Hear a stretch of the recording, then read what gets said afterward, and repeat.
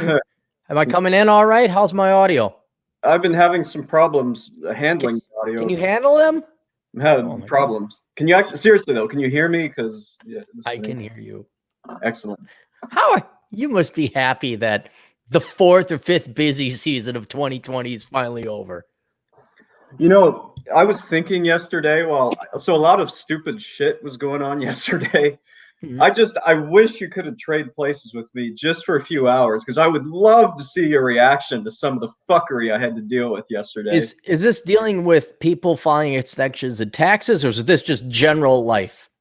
No, this is all tax related. Like the amount of retarded behavior. Like yesterday felt like I was herding cats, and I was like, these are adults, man. I don't know how some of these people manage their own fucking lives. They don't. The most responsible generation among us, the boomers. And I do mean that not because they're a great generation, but they're old. By now, they must have some wisdom. Only 30% of them got the fucking money saved up for retirement. Everyone is a fucking moron. Now, you get younger and dumber. Yes, it doesn't surprise. These dumbasses don't know you got to pay their fucking taxes. These weren't boomers. Like, these were... I know. I'm saying it's worse. Like, you think, take away the negative connotation of what the boomer pejorative has for the people who are boomers. I'm saying your average 70-year-old doesn't have enough money saved up for retirement. Okay? That's true. And because they're the eldest and more in successive generations of people are not only younger, but more spoiled, you're going to have a higher rate of, as you said, fuckery when it comes to something as important as paying the fucking IRS or the Treasury Department. I'm sorry. So, I said a bunch of stuff yesterday. I'm probably going to get some negative reviews on Yelp pretty soon. So I may have to call on our troops to give me a few more positive ones if that ends up happening. Because, dude, I just lost it. I'm like, I'm done giving a shit. You would be proud of me, because I'm so over it. I'm done. So did you have people literally calling yesterday, the day of, and this was corporate or personal? I couldn't remember which one. This is all personal. My corporate are mostly okay. The S corps are fine. But, oh my God. Yeah, as you know, the deadline was extended until July 15th, the original one. Right. So despite the emails I've sent, despite everybody knowing this, they were like, oh, I thought that meant we had 6 months from July 15th to get it in. I'm like, how stupid are you that you think you can file your 2019 taxes in 2021? Some dumb bitch was like, well, you have to get this done because my mortgage broker says that I have to have my taxes filed for I have to get this done? Yeah, this was probably about 9 o'clock. I've already had some, I just stopped giving a shit at about 5. And so I get this, like, can you do it real fast? I'm just like, no. So you didn't even go the route, for $500 I'll do this. No, I was just like, you can go fuck off. This is somebody I haven't liked for a while. So yeah, I'll get some negative reviews, but I've stopped caring. I mean, it's freeing. All right. That's all right. We'll take care of it here. We got a bit. Although, let me explain something to everyone who's tuning in. This is not the Aaron Clarey channel. This is the older brother channel. A lot of you say, hey, I didn't know this. That's because I have 2 channels. And you need to subscribe to this one to get the older brother podcast, which we have been doing irregularly because this has been such a fucked up goddamn year. And I've been pulled so many. The last time you and I actually did a real older brother podcast? It was probably at least a month ago. 20 days ago. I used to do older brother, Clarey, and then Good Morning Corona Chan. And there was a while where humming and everything's going well. And then blammo, I just got hit with a ton of work. You obviously had busy seasons, 5 or 6 of them. And I just want to get back to that basic, okay, here we got a regular thing. It's every morning. Hey, good morning. Because I enjoy doing it in the morning, getting my coffee and all that. But the past 3 months has been such fuckery, and good fuckery too, that I haven't been able to do it. So I'm glad you could come in on short notice. But the larger point, this is a separate channel. This is the backup channel. This is we're helping out young men and women as an older brother would. So yes, you have to subscribe to this. Well, to get the notifications. I think you're trying to grow this channel a little bit, but we only have 24 people watching. That's fine. That's fine. That's how it all starts, you know. And I just know that people like, oh, where was that? I don't see it. It's like it's two channels, because this harkens me back to the day where you'd be surprised how sectioned off different content consumers of my overall content production were. Like some people, dude, they didn't know for years I had a podcast. You got a podcast? I'm like, yeah. Well, I didn't know. I'm like, how'd you find me? Oh, I only read your blog. And then people like, you got a blog? And then other people, you write books? It's like, I could have swore I kind of pimped myself out on all platforms here. But it's like, yes, there are multiple websites, multiple YouTube channels, multiple blogs. I think that. I was saying I forget to go to your blog. I have to remember that you have one. There's no have to go. Some people like reading, like a lot of people like, oh, I forget. I always read your blog. Please read the blog. You don't have to. Some people aren't podcast people. Some people don't like YouTube or video channels. Some people don't like reading. I got you all covered. It's just in case you were like wondering like, hey, how it's like, well, yeah, there's another channel. So, and I am trying to grow it, but I haven't had time to grow it because I've been running around, thankfully being on all these other people's shows. So, but I tell you, take 2 weeks off. Yeah, that's why I was a little, and I'm basically doing the same. I was pleasantly surprised when you texted me wanting to do this because I didn't even think you were going to do podcasts anymore during vacation. I'm taking because I want to get back to the basics. That's what I wanted to do. And so Asshole Consult, ever since I did that Rule Zero seminar, and many thanks to the guys at Rule Zero who've had me on, and we're promoting each other's stuff. And, Rolo just being a nice guy and mentioning me occasionally, all of a sudden I just started seeing requests tick up, and requests are up about 30% in the past month. I got a backlog of them right now of at least a day's worth of work. And then for whatever reason, I have gotten, you know how we do video responses and email. And the reason why is because I don't want to talk to you. Because I don't want to say, oh, can we talk on the phone? No, we cannot unless you pay me an egregious fee. And so it's $200 minimum for $200 an hour. And for whatever reason, in the past week, I'm up to my sixth paying client that has paid for one-on-ones with me. And for whatever reason, 4 of those 6 clients are young, very pretty young ladies who guess what they want. What do they want? Take a wild guess. It's shocking to me. And I asked them, I said, what happened? Why doesn't it seem odd to you that in 1 week, I not only have more one-on-one consultations than I ever had in the history of Asshole Consulting, and 2/3 of them are young, pretty ladies? Doesn't it seem odd to you? Where have all the good men gone? Close. They want to find a traditional husband. All 4. That can give them kids, right? Like yeah. And I'm kind of like, so I was wondering, did someone post something on a traditional Christian women's blog or whatever? I can't find the pathology. I can't find the origin of why. Maybe it's purely coincidental, but I've had 4 young ladies each pay $200 to listen to me yap for an hour about what they had to do. I know why you're getting this. Why? I'm very curious, because if we could repeat it, I'd love to go back to that fishing hole.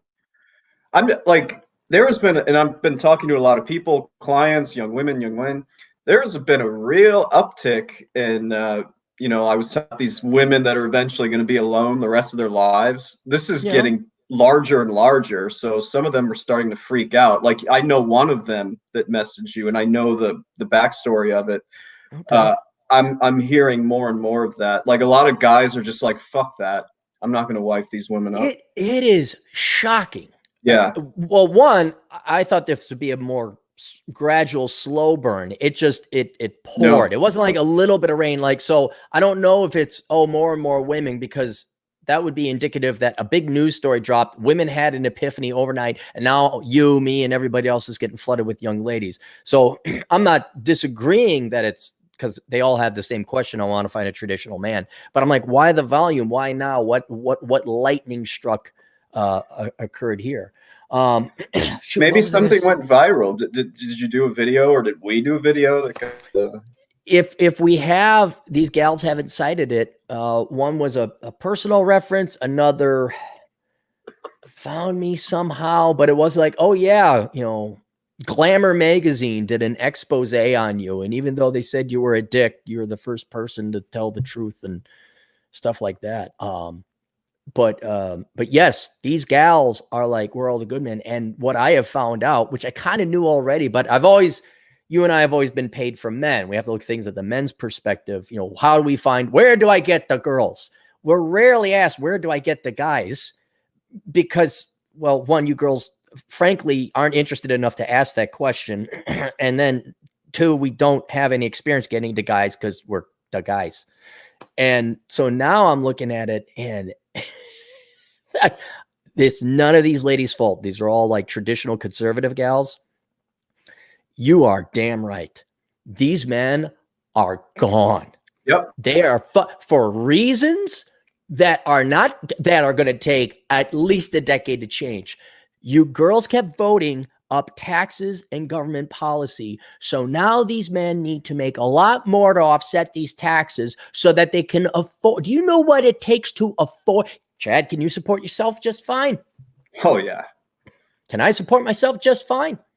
Yeah, and I know because I know what you make. I know you take, right. Can we support a family of 4 without another income just fine? We cannot, and I wouldn't even try. Right. And this is what now these girls want. It's like, no, you have voted for decades, maybe not you, but generations of women have voted for the government to come in and tax, to increase, to lower our net take-home pay. Also, you kept doing this like education is amazing, education's amazing, education's amazing, which has driven up what's the phrase? Progressive credentialism. Now everyone needs to get masters. Ladies, you flooded the market because I got to get an education, and not in engineering or STEM, but you still took seats and resources, and we flood the market with government money going on. Now tuition, now everyone goes into debt.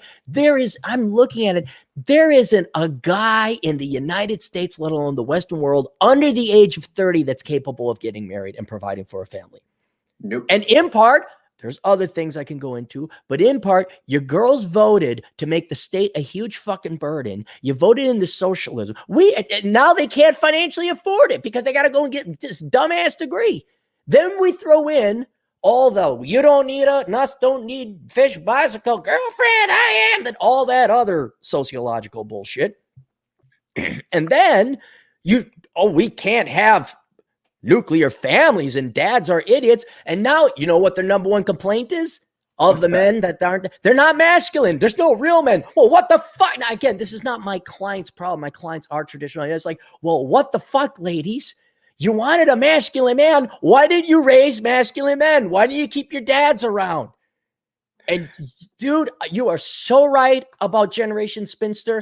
It's is coming. It is like we just got hit with a little earthquake on the mainland. And now I'm looking at the Richter data coming in. I'm like, holy shit, there was a Richter scale 10 earthquake in the ocean. And there is a huge tidal wave coming. And you are absolutely right. Your average millennial is about 34, 35 years old now. Right. My 2025, that's my prediction. 2025, we're going to see like something that society has never had to endure. You're going to have more cat ladies than actual women that are married in that generation.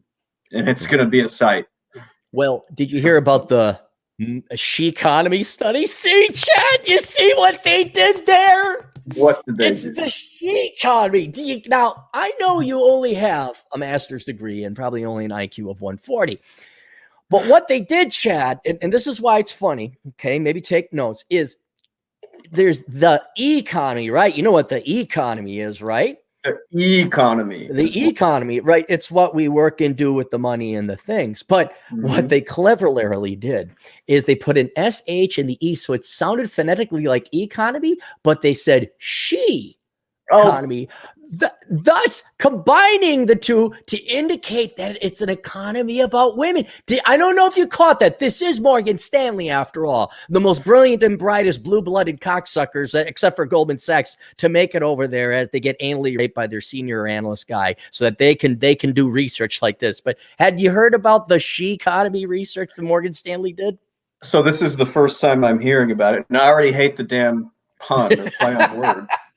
So over this team women shit. Just shut up. Well, okay, so they estimate like half the gals of marriageable age won't be married. And we're talking like 18 to 45 or childbirthing years, something like the younger ladies, like not old retired women and stuff like that, but the younger gals. Probably they're focusing on the highest spending demographic, so maybe 8, maybe 16 to, but they estimate half will not be married by the time they're 40 or something like that. And you can't find a man. And now, unfortunately, I'm seeing the fallout on this happening to otherwise innocent young women who kept themselves in shape. Dude, they're working hard. They're staying in shape. They're very pleasant, very intelligent, and are not ranked Marxists as far as I could tell. And these are the real victims because you're right. There ain't no man. No. I had one gal. I don't know if you met her. She's a physical friend of mine. We actually know each other in person. She went on a date with a guy and he was so nervous he's shaking and he was talking and he literally says, wait, let me do that over. That wasn't how I rehearsed it. It's like, you're rehearsing a date? Like you're rehearsing? And I'm sorry, ladies. I mean, I know I'm really hard on you. I bust your balls because that's of older brother, tough fatherly wisdom. I want you to actually go out and enjoy success. But since everybody's all touchy-feely, mom bribe with cake and timeouts and no spanking, you now have an entire generation of pussy, soy boy, millennial, limp-wristed boys to choose from. And most of you, not all of you, but most of you voted and endorsed that and wanted that in. And now I'm sorry for you innocent conservative traditional gals that just don't have a guy. They won't drop their standards. They're too picky. They're not in the market they think they are. I gotta point this out that they can't lower their standards enough because there isn't enough good men to go around. The other thing, okay, here's another thing. Most guys that are going to be marriageable in terms of maturity and stability are guys our age. We're talking 30 up. Yeah. Okay. What's the opinion of guys after 20 years of dating when you're 30 up? Guys are just like, the juice is not worth the squeeze. I'm not going to get divorced, stuff like that. And dude, it is so common. Like, well, there was this one guy, but he already had his kid and he wasn't interested. Or there's another guy who posed a picture with his nephew, but it turned out to be his kid. He wasn't in. There's this other guy who had no interest in. Like, the guys who have the money and the stability have no interest. And now let me rephrase that. The guys who have the money and stability might be interested in marriage, but they do not want kids. They absolutely do not want kids. In part, a lot of them already have their own, but in part, they just, like you and me, it's like, whoa, hang on. I like being able to go to the Golden Egg every day. I like being able to go to this place or that place. And I you know what? Saw a different world. Not that I didn't know it theoretically existed, but these gals are your hoes, you girls. It's too bad. I'm terribly sorry. Too bad. So we talk about this, and I know you've already got ideas, but man, there's going to be so much opportunity to exploit this, the next like 3 to 5 years. So yep, yeah. It is. So, but anyway, so I'm trying to calm down, not have to do any more asshole consulting. So that's it. We're going to do some podcasts. I want to write this book on analyzing the ROI of the pursuit of women. That has been keep evading my grasp because I'm interrupted with all these fucking 1-hour consults. You're finally in the free, right? You're in the clear. You're going to F around and do absolutely nothing, I presume, for the next couple of days? For a couple of, I'll give it a week or two. There's some stuff I didn't get to. I'll just handle that later. I'm no longer to any deadlines because anybody who comes to me after the deadline, you're shit out of luck, and I don't care. Do you have people that call you after the deadline? Yeah. Oh my God, I forgot. October 15th just kind of came and went. Oh, silly me. There I go, not paying my tithes. So like me. I'm so, what is it? Flighty. One guy was kind of funny yesterday when he emailed me. He's like, yeah, I'm just not going to even give you excuses. I just suck. Can we file my taxes? And I already had him done. I just needed him to sign and pay me. So that was funny. What happens? IRS just slaps a fee on you for being a dumbass, the dumbass fee? Yeah. Okay. And I can't even really file anything until late January now. Like, you missed the boat.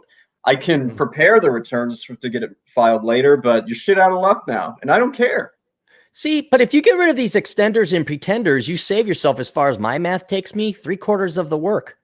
There's going to be significant changes, like 2021, radical shift in my business. I'll probably have to tell you offline, but like everything's changing. Yeah. Okay, good. No, I'm happy to hear that, because you'll be happy to know I talked to a very nice young lady today, and she, dude, I mean, these are cool gals. So you're like, where are you? Like, there's no way, according to the physics model we have, that you should even exist. But this one gal, nice, young, she wants to become a CPA. Do you know why she wants to become a CPA, Chad? Because she wants to have a miserable life dealing with idiots. No, she'll be a better CPA than you. There's no doubt about that. No, she wants to stay at home, raise her kids, homeschool, but then be able to like work from home. She should be a bookkeeping is a fabulous type of job if you want to stay at home. And okay. Well, yeah. Anyway, I was just, and this was a young lady. I'm not going to say how young, but I was just shocked how mature and with it and professional this young lady was. And she's like, nope, I want to have kids and I want a husband. And I'm for once, I'm like, I'm sorry, there are no quality men. She had like her dating range said like under 30 or something like that. I like, yeah, that's not going to happen. This. Oh, well, I'm glad that that's going. Shall we stay on top of the super chats here? Because I got a bunch of crap we got to do. Yeah, I was just going to tell you. Right. What do ladies in general, everybody in general, but what do women like to do on Fridays? Shop, get cupcakes, drink wine. Right. What do bankers like to do on Fridays? Get drunk. At what time? 5 o'clock. No, or before 3. That. Right. 3. It's Friday. Aaron's not busy. I'm going to come home early. It's like, God damn it. Oh, I know. Okay, I know. Right, right. Because it's like, I think I'll come home early. I'm like, oh, great. Man, I just don't know how you do cohabitating, but yeah. It's hard. It's very hard. It's very hard. What you do is you suffer. I tried it and didn't work.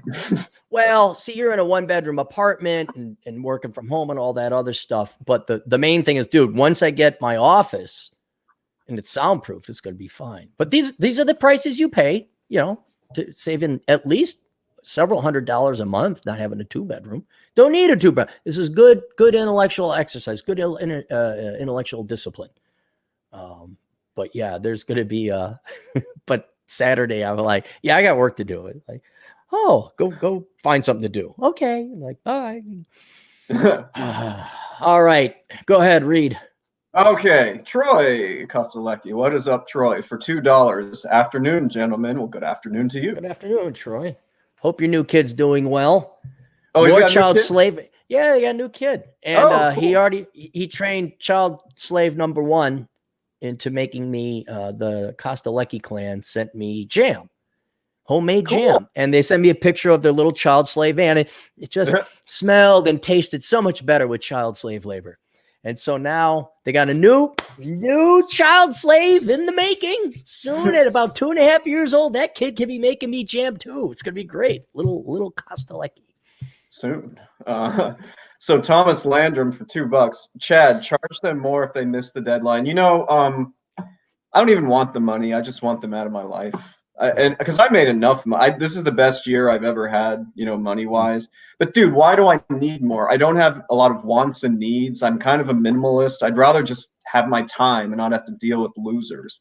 Yeah. So are you going to go visit your fam or doing any traveling? Okay, good. Getting out of Chicago then. Yeah.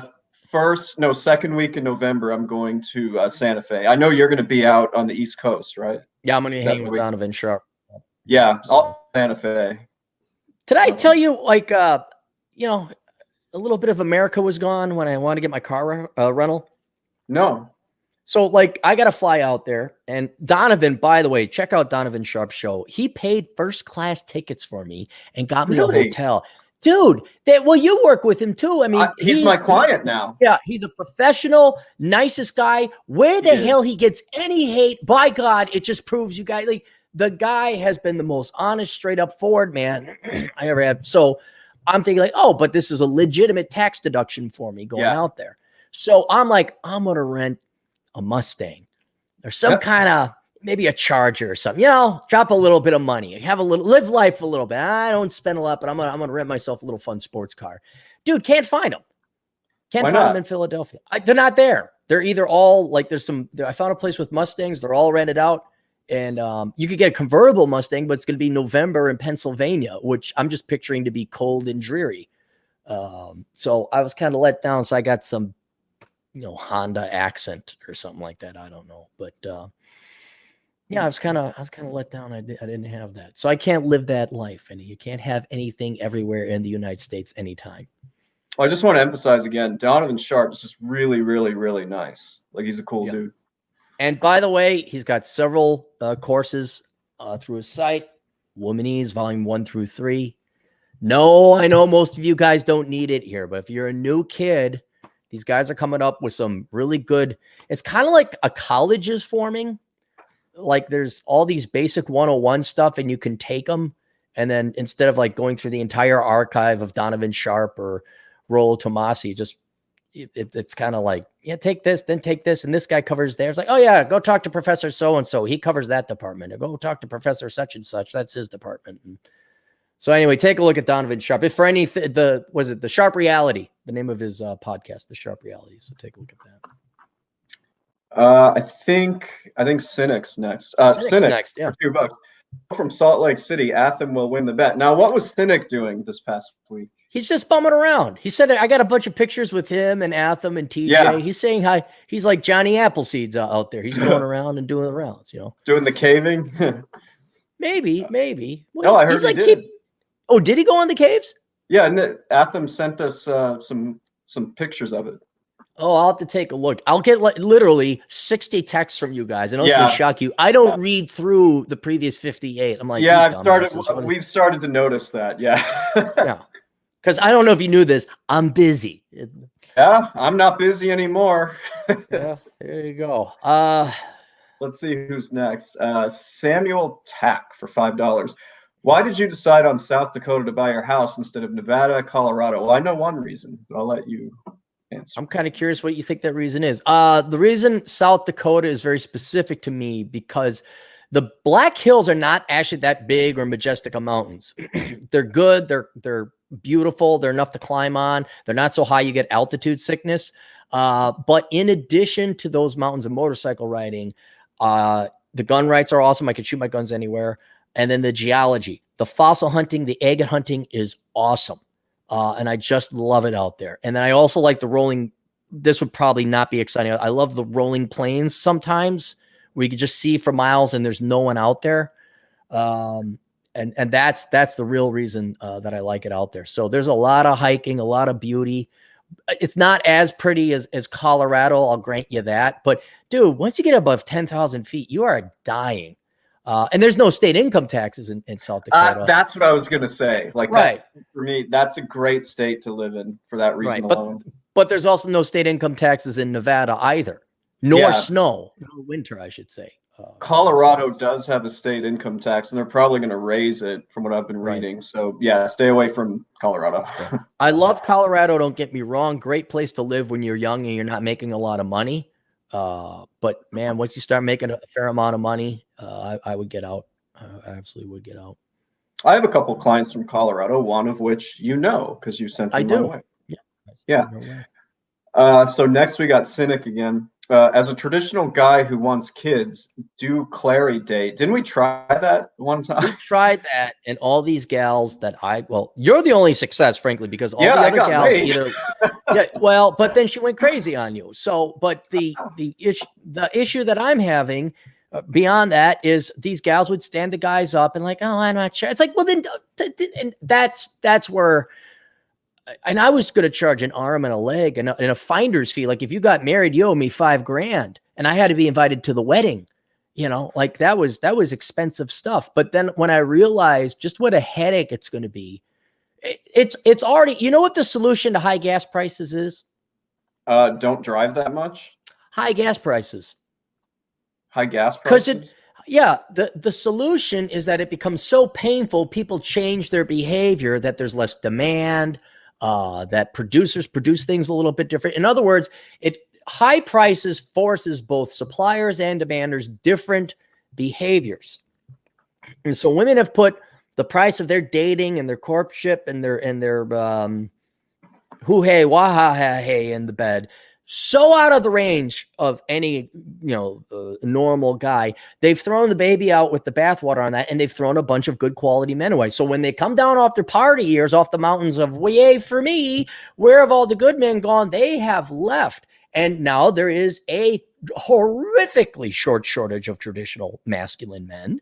And it's going to take a while, but now this will prompt changes in behaviors where women would say, oh, maybe I should lower my standards, or, oh, maybe I should lose some weight, or, oh, you mean men like dresses? Now, you've showed me this on your dating profiles. These gals, ladies, if you're interested, I'm not kidding. And me and Myron Gaines talked about it, but we talked about it from the guy's perspective. Do you know what % of dating profiles suck? Not because of what they've written, but because their pictures are dumber than shit? Now, if this was from your own research, I'm going to say at a minimum 50%, and maybe I'd say higher, actually. Higher. Yeah. These gals like, here's a picture with me and 40 other fat women. I can show you this right now. I know. And these are smart gals. They're really smart in academics or science, and they're doing this, and they're hardworking. And then I get this dating profile picture, and I'm like, okay, why do you have sunglasses on? Oh, well, because it was sunny out. Okay, the guy needs to see your eyes because that's the number 1 beauty feature on your face. Okay, where's a picture? Where's your full body shot? Oh, I'm a little no.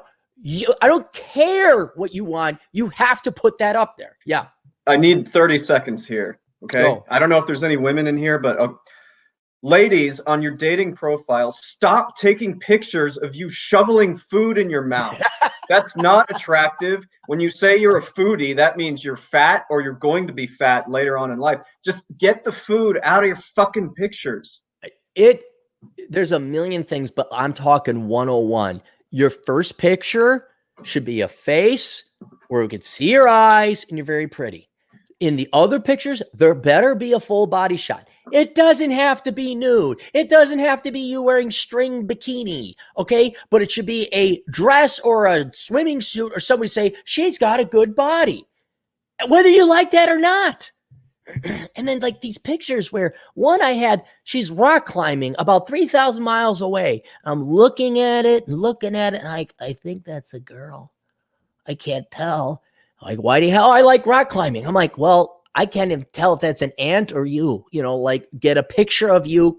You should always be the center of the picture. And then all these pictures. Look at my girlfriends. Look at my girlfriends. Yay! Get rid of your girlfriends. Get rid of them. You stop taking pizza and going, click. And there's a mint to be made. So maybe if there's a bunch of other gals out there, contact me. I'll tell you how hopeless your stats and chances are, but we'll improve your dating profile. So I'm not doing ClareyDate. I'm only consulting. If you want to contact me, I'll help you out. You know what? Every gal, yeah. Oh, I was just wondering, like, you were telling me you've gotten a few of these in the last week or so. Did they all send pictures? So I know one of them, but did the others send pictures? Or yes, at my request, because what ended up happening, because you have the date online. That's just where it is now. Yeah. And I said, all right, show me what you're putting out there. And they weren't bad, but it's like, okay, come on. I know you complain about guys' profiles, legitimately so. They're bad profiles. What is this? What is this? You've got to look look pretty. Here's me just getting out of bed. No. Another thing is some of these gals lean to the right. Maybe weren't, dyed in the wool Republicans, but they had conservative positions on certain key things. And I'm like, why didn't you list that? Well, I don't, I'm a little bit worried that they might. No, you want to find a traditional guy. You need to say, hey, I'd like to be a traditional woman and be a stay-at-home mom. Were these women attractive? The other three that sent you pictures? None were ugly. One was very pretty, actually. Another was cute. Third, there was only one gal that matched beautiful. Thin. There was thin, yes. Yeah. The other three needed to lose weight. Not that much, but they needed to lose some. And the other two girls were put together. The fourth one needs a complete makeover. I'm like, you look like a guy. I mean, guys want what? They want women. What do you want? A guy. All right. What do you think is going to attract? Oh, okay. Yeah. So we're not doing ClareyDate. We'll do Clary Consult, but that'll have to wait till November 1st. Time elapsed 10.99. Thank you for the 10.99.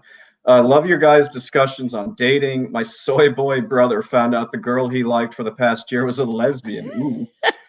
Wasted 2 college classes just to be with her. Oh, there's so many things wrong with what was in there. So many things.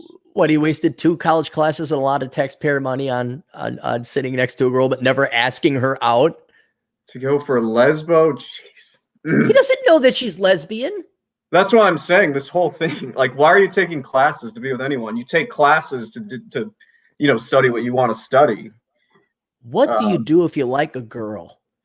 Ask her out. You ask her out.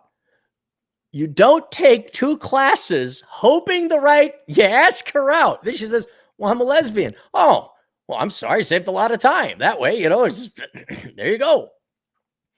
Well, I'm glad your soy boy millennial brother is suffering painfully. Shout out to John Steele in the chat. Just want to say hi. Wonderful. Is he behaving himself, or is he? Yeah, Athens. Do I have to go back and worry about the Anti-Defamation League or Nazi hunters coming to kill me? No comment. Is he okay? All right, I'll go back through it. All right. So Atham's sticker here. I know you can't see it, but I can. It's a big pile of shit with a smiley face and eyes. Mm-hmm. He does that just to do. He's irking me now with these things because I can't see him. Problems. Okay, Dre, what up? For $2. What will the government do with all the spinsters? I can't wait to see how they're going to try to fuck us over because of them. Let me tell you how they're going to finance them, Dre. They're going to find all these hardworking Black Marines who went into the Marine Corps and risked their youth and their life and limb and all that, and then who also went to college for computer science. And then what the government's going to do is they're going to take these hardworking Black men who were in the Marines, by the way, and by the way, sleep with lots of women. They're going to take half of his disability pension, half of his VA benefits, and half of the money he makes in the private sector and give it to them. That's what will happen. God. And then the money will make all the women happy. Have you noticed how all the income transfers have made leftists happy and feminists happy? Have you seen how all the women are really happy now? Everyone who receives all these spinsters will finally be happy because they couldn't fall in love and they couldn't find a man. They didn't have kids, but at least they got a government check, and that will make them happy and whole and complete in life too. God, it's going to be bad, man. It's going to be bad. It's going to be hilarious. Well, it'll be funny, but it's be funny for us. But I mean, I thought we were already kind of getting the vengeance. Like the essay I wrote, Sanity is the Future of Wealth. It's like, look, okay, the leftists are burning down your place, but look at how miserable they are. Like, they're mental. It is going to get so much worse for them because they don't live in the real world. God. Let's see who's next. Next is it Judd Grover? Yeah, for $5. Yeah, you're shit out of luck. I don't care. Chad Elkins, really proud of that guy. Giant pile of not your problem. These sheep really need to suffer. You know what? Thank you very much. Thank you. I want to give you a little bit of credit because you're helping me become more of an asshole. Same with Atham. Aaron Clary's School of Asshole Training. Yes. And I want to thank all the guys in the chat too, because I've received good advice from them occasionally in these streams. It's what guys do, man. We come here to help each other out. I had one of the 6 who wasn't, one of the guys that wasn't a gal. We talked an hour about what he should do here. He wants to come over from the United Kingdom and ride a motorcycle for 4 weeks. Dude, I gave him at least $500 in savings, where it's like, stay here, don't stay here, get yourself a gas can, Don't ride off the road looking at scenery. It's much more important you stay on the road. But yeah, we help each other out. Wow, I didn't know you were doing video chats. I know we did one, but I didn't know you were. That's what I'm talking about. Dude, and it's thrown off my schedule. I love waking up like, what are we doing today? Anything I want, whenever I want. Chad, what are you doing in 3 minutes? This podcast, man. Like, dude, can you give me 5? You lazy, no good, slothful fuck. Let's go. But now it's like I got this appointment. I got that appointment. I now I know what it's like to be a therapist where I have appointments and I have to go because but I have to go because they're paying $200. I'm like, oh. Then they're nice on top of it, so you can't be angry at them. So Chris is black for $10. Thank you. I'm a 20-year-old and my dad was a classic present but absent boomer. Your channels have helped me immensely. By the way, might run into you storm chasing in South Dakota, High Plains one of these days. Yeah, dude, you come out. That's another thing. The weather is amazing in South Dakota because the mountains will kick up a storm, and then the plains, they might gather enough steam with the fuel from coming in from the Gulf of Mexico to form tornadoes. So you get some beautiful storms out there. Yeah, he's right. There are storms out there. I've been to 43 states, and I have not been to North or South Dakota. Well, you will be when my house is built in 2074. I might be dead by the time. We'll have Atham's graduation party and Rich Cooper's book release party, and my housewarming party, all on the same day in 2074. And me finally being location independent. Yes, and you'll be location independent. Yeah! I'm working on that. Find a job, Atham. Juan the Aztec. Patriarch Juan. Juan Cabrera, San Francisco. Yes. The dating market is worse for single fathers. No quality, plenty of quantity. It's terrible. Keep in mind that I'm not ripped, but in shape with plenty of hiking. One of our friends who is a divorced dad is having an issue with this now. Just in the last week, he became single, and we've been texting about that. Juan, you're in San Francisco, man. You gotta, you know where Juan should go if you want to find a traditional gal? Church? Mexico. Because we're running into that a lot. Like I had my Vietnamese buddy, now he was American, but culturally Vietnamese. So he went back to Vietnam, found a wife. A fair amount of my East Indian friends and clients have gone back to East India. They're like, I want the American women with the oh, good Lord, no. No, I do not want the American woman with the boobies. I will go back home and find myself a nice traditional wife. And it works. Of course, there's a little bit of a arranged marriage culture over there too. Also East Asia, they're like, no, there's something to be said about the same culture. Forget the drawbacks of westernized American women, but there's something culturally speak. Yeah. So Juan, maybe take a look, go down to Mexico, or I guess to a larger extent, Latin America. Is Juan Mexican or? Yeah. Well, I think he was born in the United States, but that's my point is forget your residency and even forget your politics. There's unspoken cultural parallels and advantages that people from the same culture have. And it seems to work. It seems to be a boosting effect on marriage where you have the same views on maybe family. I won't even say politics necessarily, but what's important, what holidays, like when we gather around on this day and we have these beliefs. It could tie into religion too. But I mean, if you date within your same culture, right, there's an advantage. There's a leg up there. Unless you're American, then your culture sucks. Then you're like, good night, everybody. I'm out of here. Anybody else got some culture? Dumpster fire here. I think Atham's next. Yeah. Hey, speaking of another Mexican. Oh yeah. Where are all the good men? Back in your 20s, girl. Yeah. I mean, yeah. Here's the problem. There's not any good men left. There really is. The good men are not in the market. They left.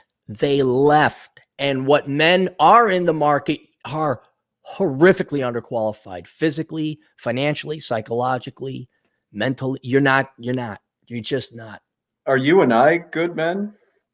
We are good men. Well, you're a better man than me. Let's just say. No. I'm not squeaky clean. Oh yeah. Yeah. Every man has committed sin. We're better than average. And if we wanted to have kids, we'd make great fathers. There's a doubt in my mind. I make a great dad, but I don't know. No. I got a nephew. That's fine with me. It's like, if you know what, I would, here's a deal. I'll compromise with the ladies. All right. When we get an apology, we get a sworn affidavit. There's no voting Democrat. I'm not saying you got to vote Republican. But you're not voting for a larger state. You're giving up this feminist stuff, not beyond the equal treatment of men and women, but this equal treatment where we get affirmative. And then you all start getting thin. I will open up the gates and make deposits at sperm banks. And I will lower my price from $1.2 million after tax to a mere $750,000 after tax. And you may take my seed and have a kid that way. But look, ladies, what did you think was going to happen where you treated men for 4 fucking decades like absolute shit, made fathering a risky proposition? Half of this crap that ended in divorce, it is now coming to a manifested reality in the mentalities of young men and not so young men today. They don't want, in their heart of hearts, they don't want kids or marriage. You know, and at one time it was ice cream sundaes with chocolate syrup and Jimmy's. Now you're pouring on sawdust and kerosene and dog shit. And you keep thinking, you want ice cream? You want ice cream? Like, no, we're done with ice cream. What do men want? How about get rid of the dog shit, the sawdust, and the kerosene and give us the fucking chocolate sundae we wanted? But that's sexist. So let's see who's next here. Sorry, I lost my screen. NonstopDRE, $2. There we go. Oh, Chad has finally stopped being a nice guy. Yeah, I appreciate that. I mean, this year did wonders for me in like killing my inner nice guy. What did you also learn about holding yourself to stand, or holding other people to standards, or respecting yourself at a standard, saying, if you want that time, you're paying me thrice? Did you get more money that way? I did for a couple of people, but I felt just as good if they went away and I never had to deal with them ever again. So it's a win-win. It really is. Yeah, it's one thing to get your self-respect. It's another thing that if people put themselves in compromised positions and want you to save them, you have every right to fleece them. Every right. Yeah, and I used to have this odd fear of getting a bad review, but who cares? I'm done. I'm over that. Who gives a shit? Well, you got more work than you know what to do with. So yeah. So next I have Tyler Converso. Oh, this is interesting. This is good. For $5. Chad, I think the fair tax is going to pass in Illinois. I see signs everywhere and people don't read that it changes the Constitution, and that's not good. Do you know about this? You explained it to me, I think, one time, that they have to go back to change the Constitution, which means that the legislature could change the Constitution, say, hey, let's pass a law that puts Atham, mayor of Chicago, and we got to enslave white guys. You know, I'm sure they could do whatever they wanted then. So in a quick nutshell, this state is broke. So they want to, and we have a flat tax here. They want to change the Constitution where it's going to be a progressive tax. So they're trying to tell these lower income people, hey, your taxes will go down and then the richest people's taxes will go up. Well, yeah, that might help for a year or two, but then they're going to raise it on everybody and the rich people are going to leave. And then they're in even more trouble. I know. So watch me not care. Because most of even the rich people in Chicago, most of them are Democrats too. Yeah. So yes, they I don't care. Yes, everybody. Well, you know. Let's see who's next. Thomas Landrum for $5. Aaron, how many dating profiles did you see with Snapchat filter on them? Oh God, I hate those. What's a Snapchat? It's where you can put yourself like dog ears. You know, you change. Oh, like the shit that Mary Jo does. Yes, Mary Jo. God, I hate that. No, those were. Look, let me explain to you my methodology, which I'll explain in the book as I'm writing. If I saw any fuckery like that, I don't even care if, like you said, oh, I love guns and God and whatever else. If I saw some dumbass mouse face or something cute like, you know, oh, you'd have to find out why I'm like, nope, we're done. You're out of here. You went into the deal breaker pile. But yeah, no, I saw a couple of those. Yes. It bugs me because when you're on a dating profile, I just want to know what you fucking look like. And that. Don't be thankful, because if they're going to, and this, we're not talking little girls who are like 13 or 14, who shouldn't be on dating apps anyway. We're talking full grown women do that shit. If you're doing that shit, get out of here. You know, there's women in their 40s, and I've sent you this, that says they want children someday. And then they have these stupid Snapchat filters on them. My favorite, although I see this more in the real world than I did any dating profile, you see all these boomer gals or these 50-some-year-old gals dyeing their hair the cool, young, hip colors like pink and purple. Oh. Have you seen that at all in Chicago? Yes. It's like, lady, give it the fuck up already. Like, what? When you lived here, did you ever go to Logan Square? Where's it's like that? a little bit. It's a little. So you know where I live. It's west and south of here. It's about a couple miles west of Lincoln Park. Is it on the other side of the interstate? Yes. Probably not. Isn't that the Latino community? I went to some salsa clubs on that side of town. You're probably thinking of Pilsen, and Logan Square is just a little north, but that's where all the liberal, kind of freaks, goths, and all that. That's where they hang out. Mhm. So, who next? Well, we got to read the rest of Tom's point here. Also, Mr. Sharp. Oh, also, Mr. Sharp said, if you can't see the collarbone, then she's a fatty. So, if a girl does not have a body picture, I don't care how pretty her face looks, don't do it, because girls who have decent bodies want to show you that. That was another thing where your profile could have been wonderful. If I saw like nope, you're fat, out. Yeah, these MySpace angles, like we're onto that shit. Don't do it. There has been a shocking increase. You're always on the ropes, and the daily news just takes a tax and a toll out of you. You think you're making no difference. I think these past several consultations and seeing this stuff happening made me realize, I don't want to say we are making a difference, but the average young man today, I think this is peak naivete, peak ignorance, because now you have enough young men who are going to the internet and finding out that it's out there. These tactics and data is out there, and no man can be duped like they were the past 10 years. So I think we might be at peak soy, we might be at peak ignorance, we might be at peak male feminist, because they're going to say none of this works, and then they're going to change their tactics. Now, again, not that they're all going to become card-carrying Republicans, but this is 101. You only see a face shot. Yep, she's fat, and most guys understand that, and they will move on. So there is progress. And in years past, I've fallen for this. I've gotten secret internet fattied, as they call it. It's so demoralizing. You cut the date short, and you're like, "Nice meeting you. Bye." Yep. Who do you have next? Oh, is it Judd? Yeah, Judd Grover. Judd Grover for $2. Clary, if no ClareyDate, do a Clary Stein with Echo PUA course. LML for Latinos. For Latinos. Well, let's just throw it in. So Clary, Irish, but I'm not Irish. Scandinavian, turns out. Stein, quarter Jewish, never participated, didn't know until I was 21. Pickup artist, which I'm not, of course, for Latinos. Why the hell not? It'd be a circus. It'd be wonderful. The Latinos I know here actually do pretty well with the women. Yeah. They get pregnant awfully quick, too. And then I wonder why their income per capita is second to bottom. Ask Juan what his income per capita would be without having all of his kids. Ask him. It would be it might even be Asian standards. Everyone always focuses on how much you make. It's like, no, it's per capita. And if you get rid of the capita or not have as many capita, your standards of living go up by simple division. You don't have to go to school or work more. Juan, if you're still listening to this, give us your thoughts on that in the chat. Wait, there's no thought. Juan has, I think, 2 kids, okay? Let's do a math problem. Juan brings $100,000 home, but has 2 kids. What's the income per capita? Juan brings $100,000 home and has no kids. What's his income per capita? Boom, there it is. There's your answer. I've solved poverty once again.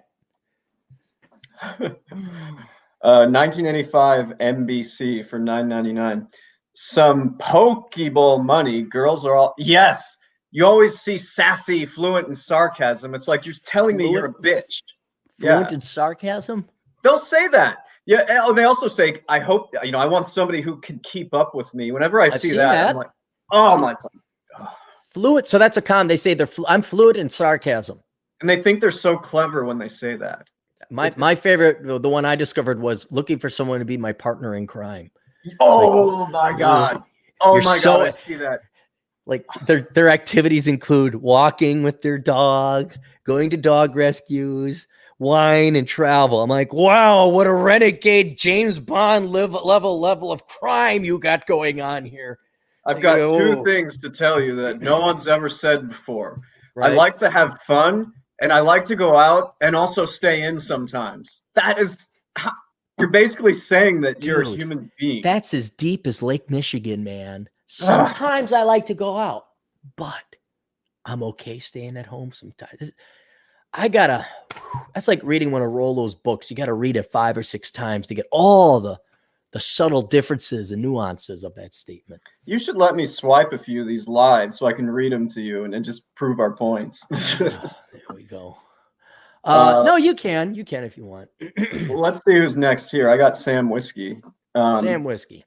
$1.99. Estonia is a great place for permanent vacation. I have heard some things about Estonia. That's come up on my economic research. That's one of the better ones. The only problem is it's cold. It is cold. Yeah. Those Baltics are cold, man. Sam, do you live there? Guess we'll see. Davey D128 for 5. The U of M is now offering this webinar, Deconstructing and Decentralizing Whiteness in Practice Part 1 is Recovery from White Conditioning. White conditioning.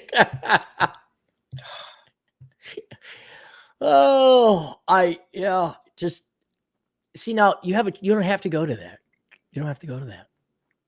But this is why you should get Sanity is the Future of Wealth, because this may agitate you, but could you imagine the life of people that attend this? Like what they do for fun, what's important in their lives, especially the white people. Like, you hate yourself too? Well, good. I guess have fun wasting your life on, you know what's a better use of your time than that? 2 things better than attending that webinar. Sleeping. Well, no. Well, yes. Okay. Sleeping, but 2 things that I'm against. What's that? Porn. I mean, I'm not against porn. You can have as much porn as you want. I'm saying watching porn, jerking off to porn. And what's an equal waste of time? Dating. Sports ball. Oh, sports ball and jerking off to porn is a better use of time than that. I have heard that the ratings for sports ball, because of all this, woke crap, I hear in every sport the ratings have just plummeted, and that just warms my heart. Part of enjoy the show, enjoy the decline. They say it's Corona, but then when they do a survey, they find out like 70% of the people say you're political. And what's great, Chad, they can't stop. They can't stop. They got to do it. They're so addicted to their politics. It's like, go ahead, do it.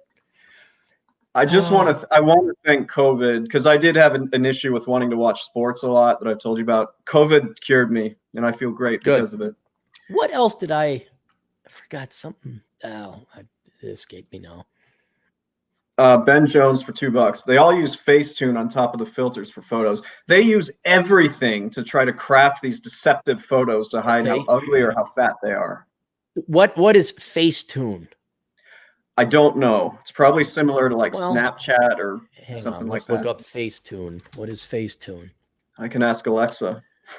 Facetune is a photo editing application used to edit, enhance, and retouch photos. Oh, so they're photoshopping. Yeah. Oh, yeah. Look at here. Some images. Oh, wow. Oh, you can add oh my God, so much. They can do that now? There are so many tools out there to make them craft some level of attractiveness. This gal, look at the eyes get bigger. The acne goes. Yeah, this is just touching up. So, okay. See, now here's a problem I faced when I had to pull in that online dating data. I had to be objective as possible. I couldn't let my things, but there were a lot of things on the line. Like, for example, only face pictures. Like, okay, that one I pretty much knew. No, they're probably fat. But then I'd see some gals. I'm like, okay, she's not hot enough for me, but would she be hot enough for average Joe 5 of America? Probably. But now I'm looking at it, I'm like, wait, they could probably thin themselves out too, right? You could thin yourself out, right? That takes effort. They couldn't do that. Well, but if you got an app that just does it for you. Oh, on the app. I guess they'd probably do something with the face or. Yeah. They could. So I'm more confident, perhaps in the opposite direction, that it's even more pessimistic than what that's even worse than what you thought before. All right. Let's see who's next. Atham. You fluent in sarcasm? Good. I'm fluent in pumping thumbs. Atham doesn't need these apps. He does well without them. God almighty, for being out in the middle of freaking nowhere, and I know he's got some traffic. But yeah, he does pretty well. You know what helps is to be a really good looking man who's over 6 feet tall. Yeah. And always has that smirk of, I know something you don't know, look, which he had the entire time we were hiking with him. Exactly. He was busting up ahead of us. Who's next? Jeff, how you doing, Jeff? Darkman Jeff for $4.99. I was eating lunch at the park on my break, and a white person wanted to apologize to me for being white. Beyond awkward. Public service announcement, please be yourself. Hey, God, Jeff, you can't. He just walked up to, there was like a pre-interaction or you accidentally bumped into each other. Just some rando white dude came up to you and apologized for being white. I think this was in South Carolina, if that adds context. Why is Darkman Jeff like the go-to guy? I mean, there must have been other black people around. I'm kind of curious, like, what made Jeff look like the representative that this would be okay for? Like, he looks like someone who's like Lucy with the confession booth sign, like, this is a black gentleman with the right cut and jib that would accept my apology. Thanks, Jeff. All right, we're caught up. Yes, we are caught up. Let's get through some happy stuff fan mail that I got to get through to clean up. NonstopDRE wrote this in quite some time ago. Here's a news article for you. Free field to discuss this on your next Corona Chan podcast. You missed one of my super chats at the end of your last Corona Chan podcast. My super chat was, do you think companies will ever require employees to take a mandatory DNA test to work for company and their diversity quotas? I could actually see it. Yes, I could see DNA test. Yeah, he provides a bunch of links. Yuri Bezmenov on the ideological subversion. Rights can't, like, in other words, you know how you just have to declare yourself a woman, you could compete in women's sports, and now they're like going to go down the biological route instead of what you would declare, and now that's offensive to whatever non-binary people. Yeah, and now that the genders and races are being blurred by identification and not genetically whether you are or what's it, Pocahontas. Huh. Elizabeth Warren, like, oh yeah, I'm Native American. Like, well, before we give you all this money and scholarship, you better have the DNA of Native Americans in you. I absolutely see that happening. I can absolutely see that happening. That'd be terrible. Well, this is really the main reason I'm looking to get out of the United States. It's not even the taxes. It's just this dumbass shit where you're all losing your fucking minds. And you all love your traits so much more than whether you're a good person or not and a productive member of society. You guys, fuck you people. You're not going to be able to function.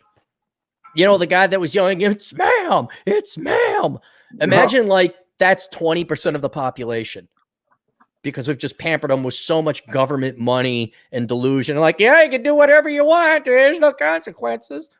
I mean, literally, you know, population that is so dysfunctional, like a third of the people can't function in society. I forget it. I'm out of here. This country is finished. Yeah, I don't know if it's finished. All right, let me get this cleaned up. So we did that. My psychology agent in the field, I sent him a question. I said, have you ever ran into studies dealing with people who are faster and have to deal with a slow society, i.e. slow drivers, slow people, not necessarily dumb people, but just everybody is slower than fuck, drives you mad type of thing? He had some interesting insights. This weren't necessarily his insights. He's citing psychological research. 3 theories on this. The Walking Dead theory. Daniel Kahneman talks about 2 systems we use for decision making, System 1 and System 2. System 1 is fast, it's action oriented, and also used in the fight or flight response. System 2 is slower and more logically or rationally based. We get obvious problems when we use System 1 fast, when System 2 slow is more appropriate. An example would be to punch a coworker in the office for insulting you. It's fast and impulsive, but not helpful. Of course, what you're talking about is different, but here's the thing. Perhaps some people, regardless of IQ, are using System 2 slow when System 1 is appropriate. This phenomenon has been explained by some as being due to disassociation, aka emotional numbness. It's like a Walking Dead hypothesis. Many people are so emotionally stunted that they deal with the issues by shutting off System 1 instinctual software. Antidepressants certainly achieve this. It's as if they're disembodied for all intents and purposes. Sure, they function, but at a greatly reduced capacity. Hence, you may feel the need to tell them to snap out of their stupor at times. I think bureaucrats, when I consider this theory, they're slow as fuck. Why? Maybe to cope with their joyless lives. They've disembodied themselves emotionally I know I would. Maybe this cuts off the software needed to get shit done and move at a speed above third gear. Brain fog theory. The issue may also be more easily explained through simple biology. Maybe the issue is not inherent in the people themselves as such, but rather is due to the environment they live in. Ask yourself if the slow people you're noticing may indulge in any of the following. Fast food consumption, the standard American diet, eating too much and too often, sedentary lifestyle, passive consumption of media, nutrient deficiency, irresponsible sleep routines, overconsumption of sugar. There you go. That slows you down. I didn't even think it was diet. The effects of these factors on the brain have been referred to as brain fog. Diminished ability to think or concentrate, or indecisiveness is listed as the DSM-5 as being associated with this. I've heard you talking about regular exercise, hiking, avoiding sugar, etc. So maybe brains are simply faster due to lifestyle choice. The obesity issue is well documented, but maybe its effect on brain processing speed haven't been highlighted enough. Failure to adapt to technology. The last theory I'll mention is the failure to adapt theory. Psychologists Robert Levine and Richard Wiseman have done research over decades showing that the pace of life is increasing. Something as simple as walking speeds in pedestrian areas have increased by about 10% in the last few decades. They attribute this fact to things that have become more immediate. Internet speed, postal deliveries, food deliveries, time-saving devices, everything is now more efficient. Those that cannot adapt to this change can seem relatively slower to those who can and do adapt. The obvious example is grandma in line at the store, but I doubt your question refers to her. Oh, my goodness, he was very thorough in this.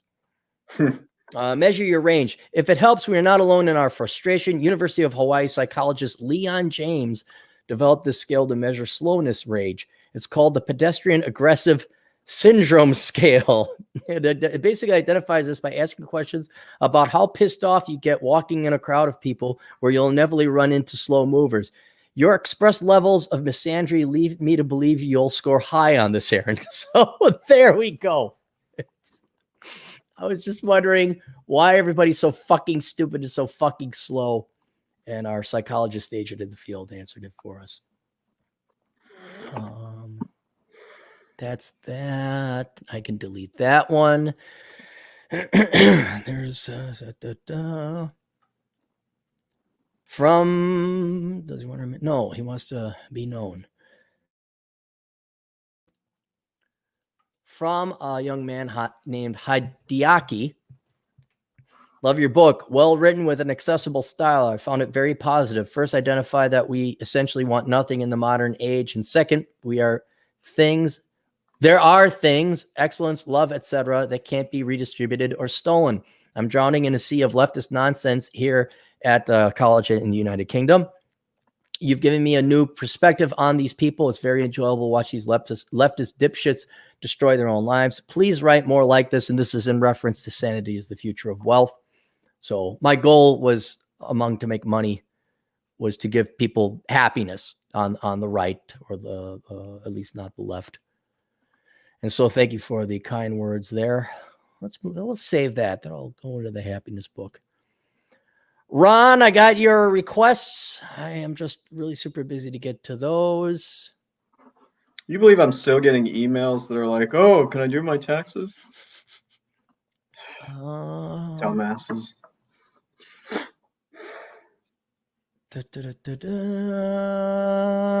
Nick Schulander in the house.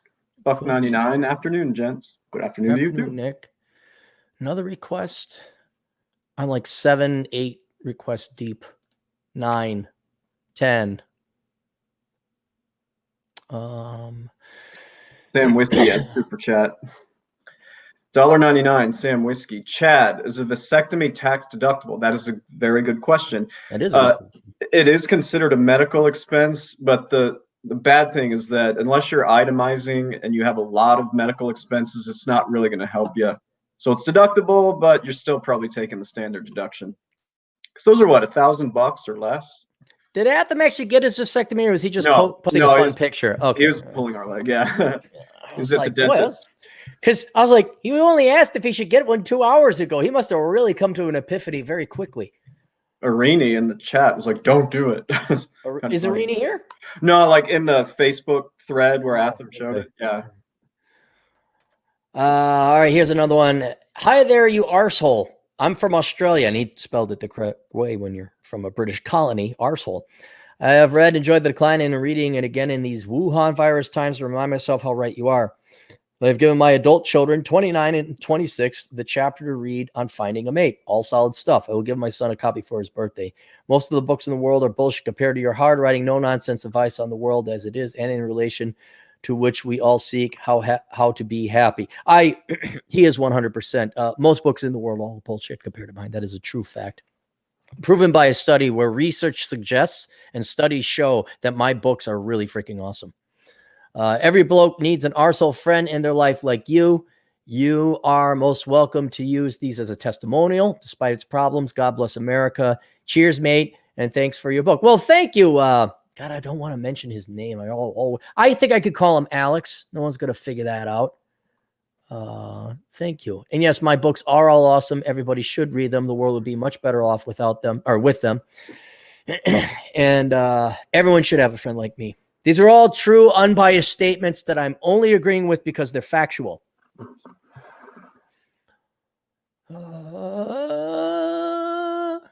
Arcady sent me a request exactly after I said I'm not doing requests for 2 weeks. Like, hey, you got a request? Like, he says, no rush. Enjoy your time off and just put it in the queue. Arcady's a great dude.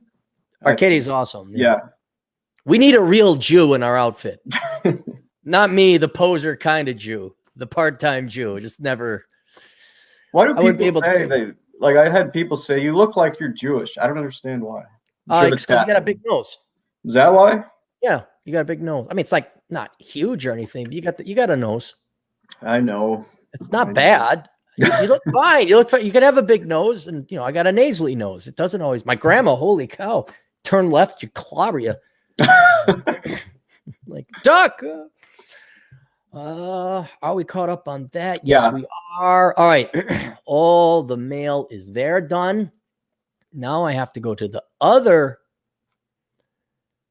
thing. Do we have any here? This is the most viewers, at least when we're on Older Brother. I've never seen this many viewers. That's pretty cool. Yeah, it's not. It's welcome everybody. It's not the most known thing, but that's all. It's like I'll get these guys. Like I want to start an online presence, do podcasting or whatever. What should I do? And I tell them, produce good quality content consistently. And then it'll come back to me in like a month, like, oh, I don't have 1 million followers. I'm like, what? Did you? One, it's been a month. You got to go years. And two, have you cross promoted or done anything? And but I've got 30 subscribers to my YouTube channel, and I don't even put out videos. All these different things. God, I think I'm caught up. Hang on. Look at all this.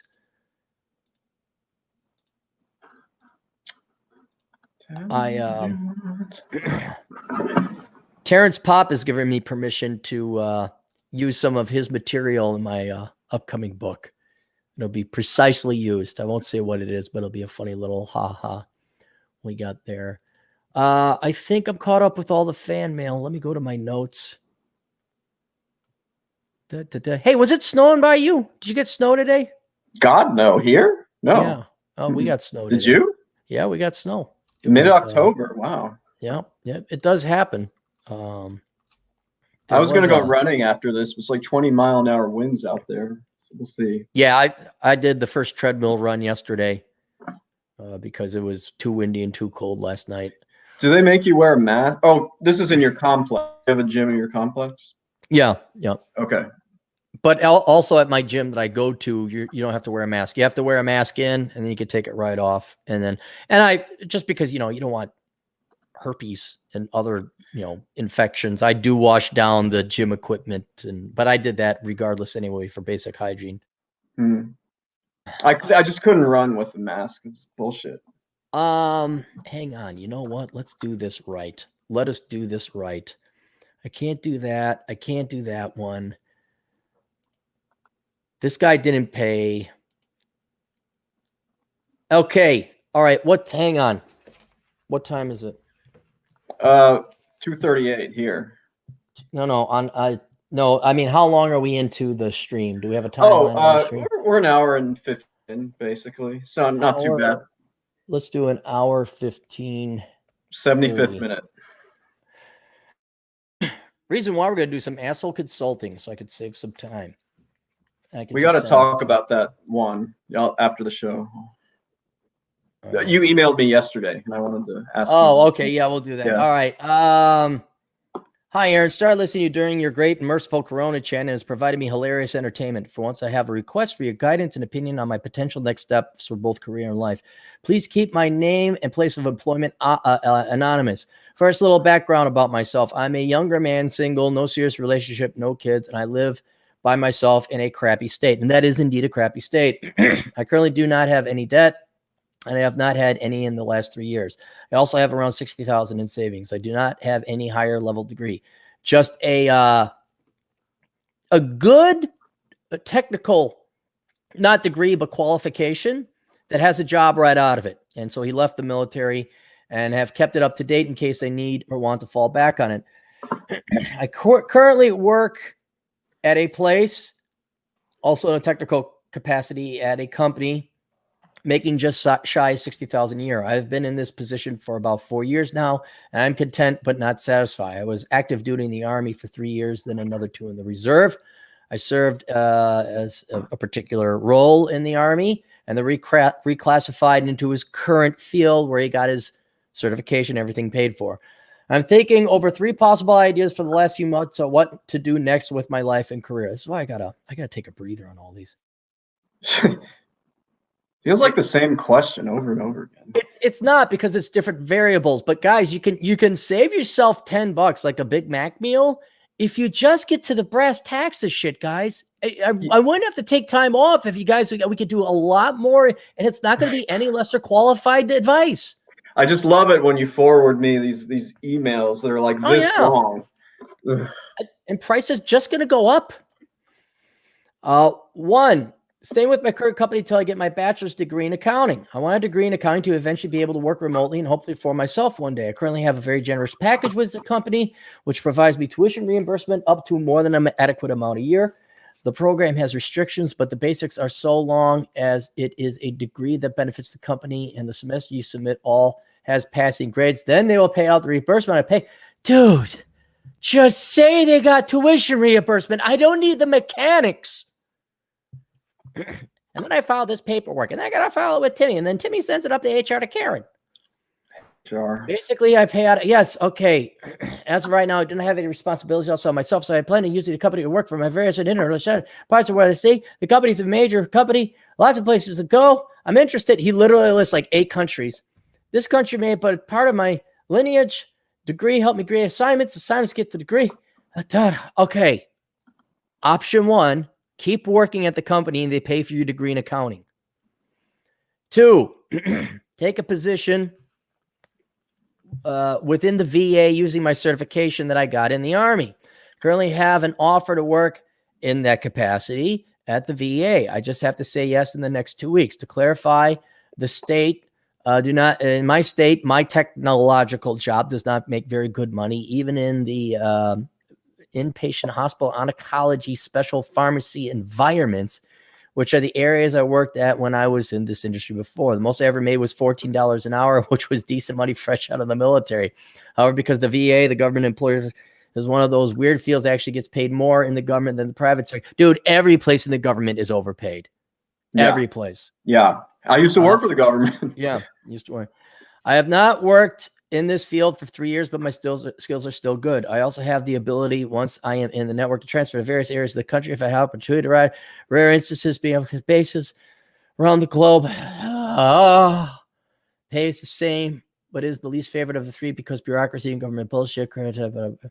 Even my current employer participates in the woke political crap that the government work also does. Is not a difference. 3, the last one thing is just branching out across the country and filling out applications on the road. I have quite a bit of money saved up, and I just finished reconnaissance man a few weeks ago. I already have been to every state except Alaska, Hawaii, and South Dakota. What an insult. How do you go to North Dakota and not South Dakota? How do you end up doing that? I've been to neither, so I can't say anything. It's just like saying, yeah, so I drove from Kenosha, Wisconsin to Calumet, Indiana, but I didn't set foot in Chicago. That... Utah is by far my favorite, followed by Wisconsin, north of the Dells. Really? The Wisconsin Dells was your second favorite area? I mean, it's not a bad place, I guess. No, but it ain't no Colorado. No, it's not. Temporary laid off, sent resume, if you have phone interviews. What do you think a good course of action? Da da da da da. Okay, all right. Here's what you're gonna do, soldier. You're gonna stay with your job. You're gonna get tuition reimbursement. You're gonna have them pay for your I thought like the GI Bill, doesn't the GI Bill give you a little bit of something? But anyway, if this is how they're going to pay for it, stay with your company, you're doing good. You could kind of travel and all that. But get them to pay for your degree. You can go to school online for your accounting degree. If you want to be just a bookkeeper, that's fine. Obviously, me and Chad recommend you go for your CPA all the way. And just because, working for the government, you still got to work. You're still going to have to go to an office there. The third one is a bit more romantic, to strike out across the country, but you're giving up a relatively well-paying job with tuition reimbursement. And I would save your strike out across the country for the point in time that you have enough clients and contracts that you can 1099 it, and it's online, it's accounting. Then you can, because the problem is you're going to have to get back, or it's going to, if you keep your job, you're going to have to get back in time before you run out of vacation. If you quit your job, you're going to run out of money, right?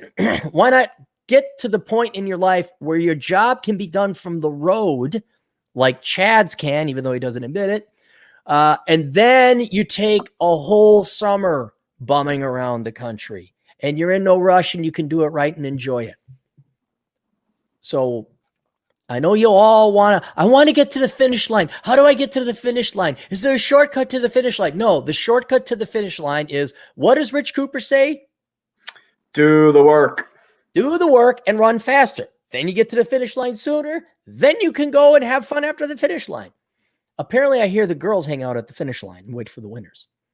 Yes, he says that. So that's that. All right, let me hang on. The Older Brother podcast, The Vacation. Yeah.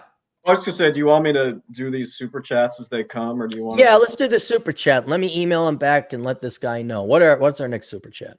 A really good one. Okay. $5 Stephen Bottenheimer.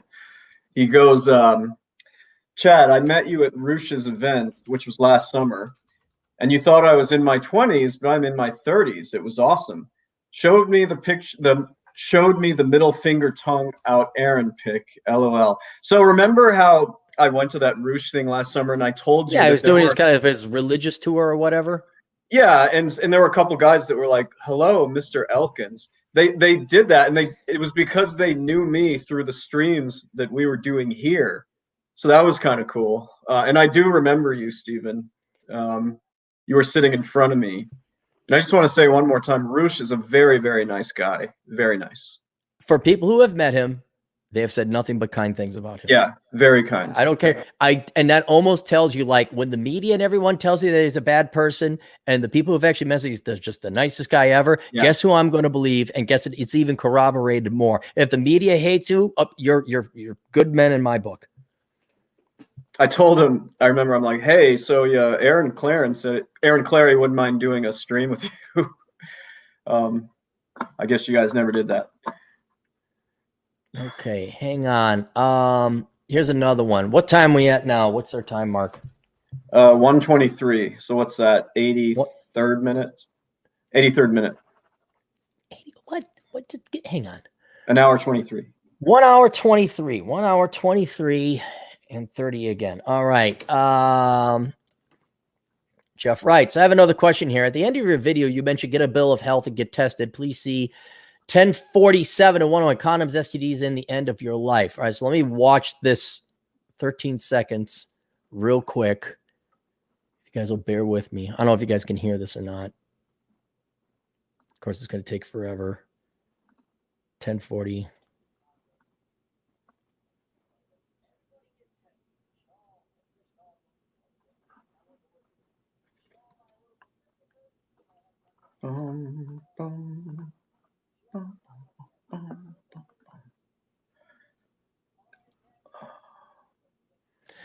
Okay. Did you hear any of that or no? I couldn't hear a thing. Okay, then I just be so I said everybody should all get some crypto, everyone should all get some silver, everyone should all get some guns, and everybody should all go get tested. For STDs. Oh. She says, my question for you is this: if this is not too invasive, with the women that you have procreated with, have you ever asked for paper, or do you just trust them? I'm going to guess that with most people, you just trust them. What's your advice for newcomers on your channel? Okay, so now keep in mind a couple items here. One, I did 30 under 30.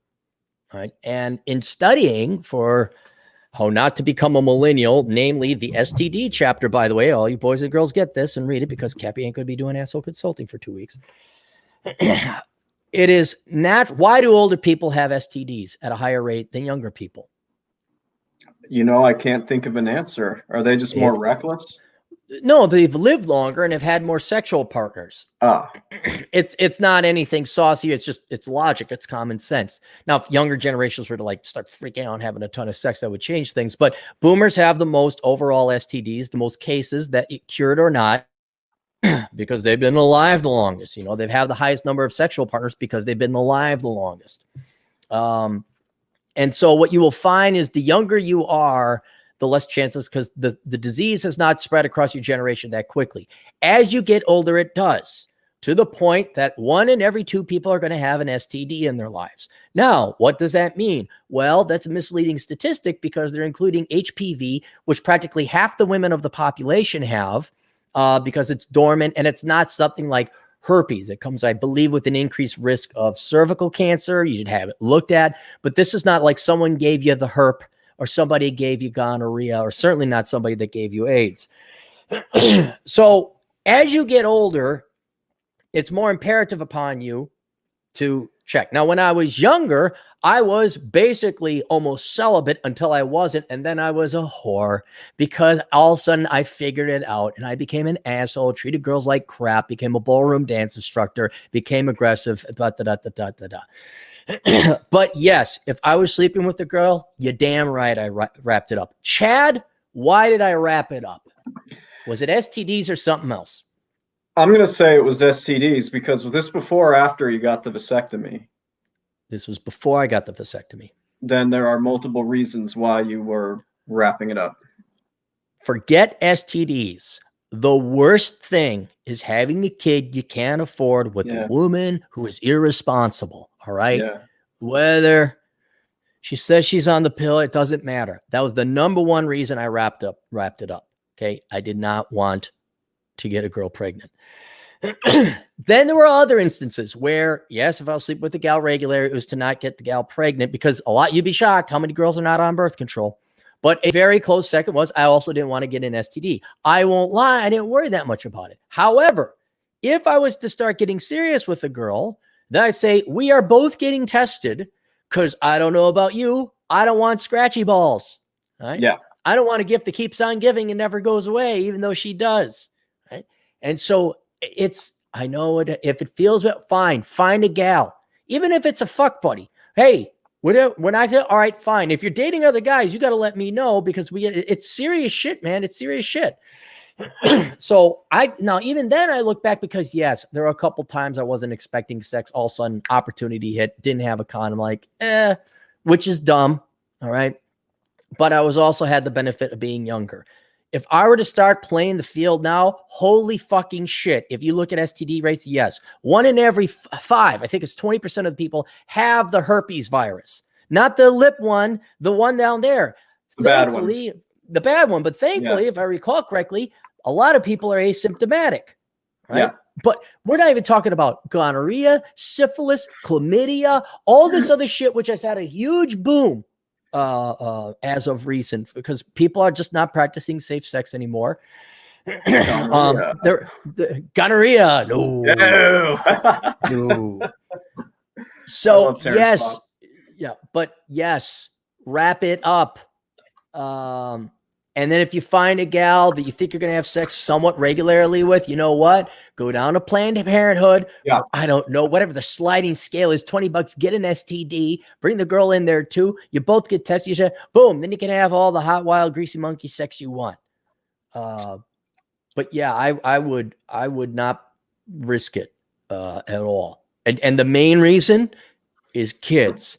Another very good, compelling reason is STDs. And the vasectomy, that's, take care of that. You got to take a lot of problems away. Don't tell them you had a vasectomy. It doesn't matter to me now. I don't really care. All right. Let me email him back. You want to take care of these, any super chats that come in?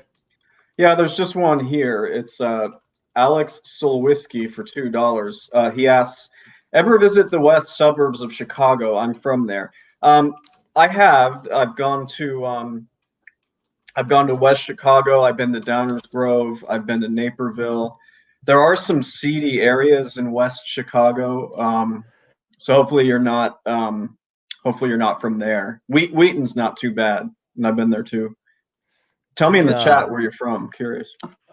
I went to Schaumburg. I was shocked how many car dealerships they had. Yeah, that's a pretty nice area, Northwest. Well, this is over 20 years ago. It's still pretty nice. Yeah, I've come in off that Northwest corridor, like Hoffman Estates. Yeah. Whatever else is out there. Okay. Deerfield, Northbrook, Highland Park. Yeah, Northbrook. Yep. Those are kind of the rich suburbs. Okay. Glenview. That is taken care of. We're caught up on super chats. All right, cool. Let me get to some more. All right. What's our time? Where are we at? We are at an hour and a half. Give me an exact second. An hour and 31. An hour 31:07. Yeah. All right, 15. Boom. A doctor agent in the field writes, is it that competitive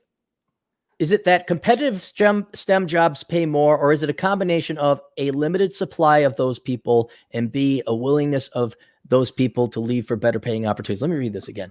Is it that competitive STEM jobs pay more, or is it a combination? See, competitive jobs, that's a misuse of the adjective, but I'll go with it anyway. Is it that STEM jobs pay more, or is it that a combination of limited supply of those people and a willingness of those people to leave for better paying opportunities? And there are a few female-dominated STEM jobs, nursing and more notably veterinarians, which pay remarkably low for being STEM careers. Veterinary medicine is in particular is extremely competitive to get into, more competitive than human medicine. But the median veterinarian only makes $90,000. A person I know is a vet, and she has told me that while she brings in a generous revenue for the business she works for, she only nets a little bit over $100,000. Vets also get terrible vacation time. I suspect this is because the vast majority of new vets, 85%, are women, and they are terrible negotiators and unwilling and unable to tell their bosses to fuck off. Right? Yes, that is true. Women aren't necessarily terrible, but you can negotiate better and ask for more. All right. Why are wages also low in veterinary science? Why do women go into veterinary science?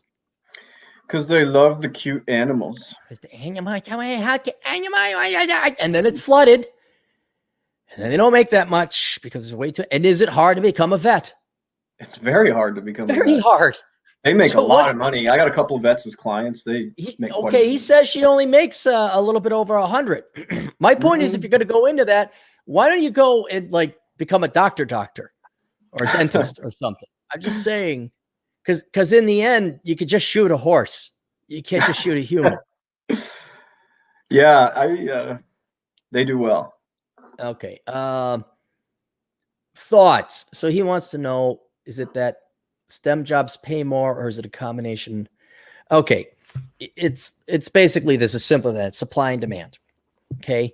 There is much more demand for STEM jobs because at the end of the day, what people want is made or designed by STEM people. I remember doing an experiment when I did a seminar at the University of Minnesota. I was talking about worthless degrees.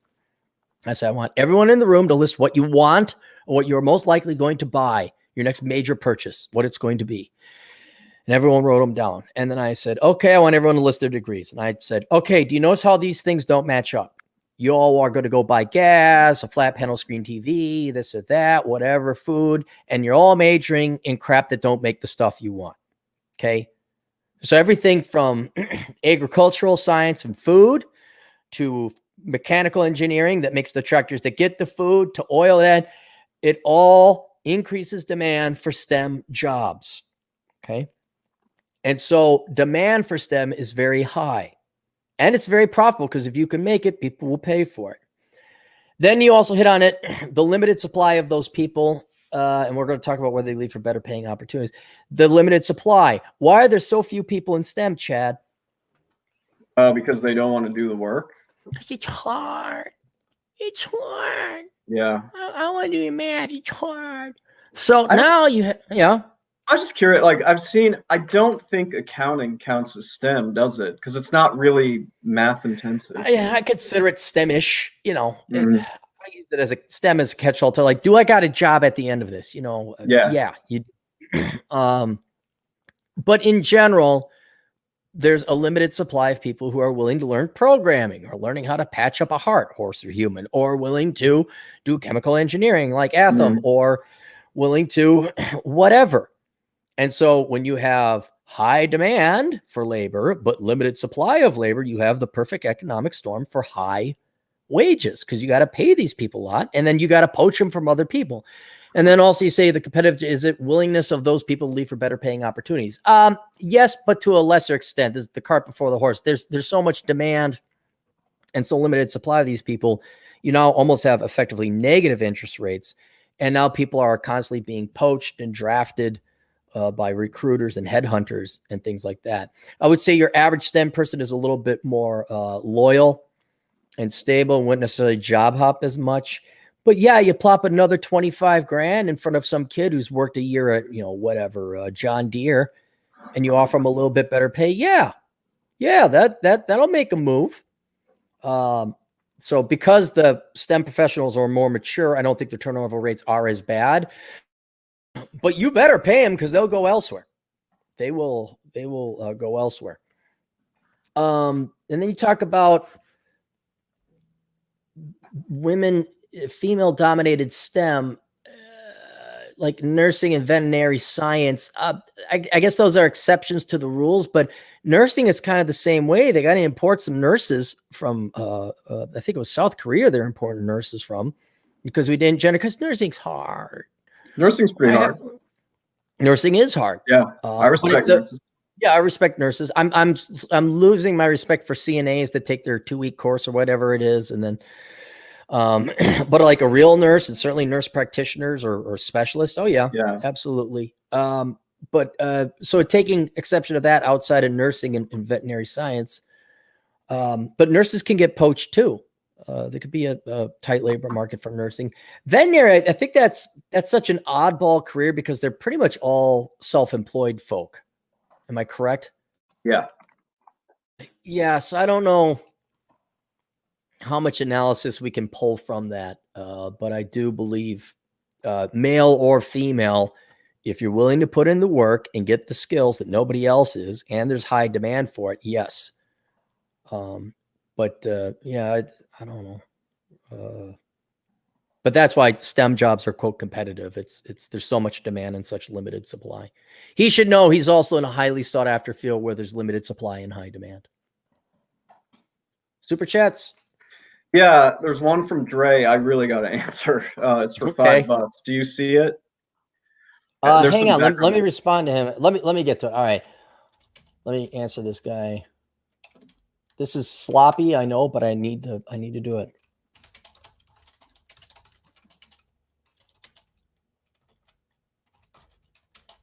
Oh, nope, it's the 31-minute mark.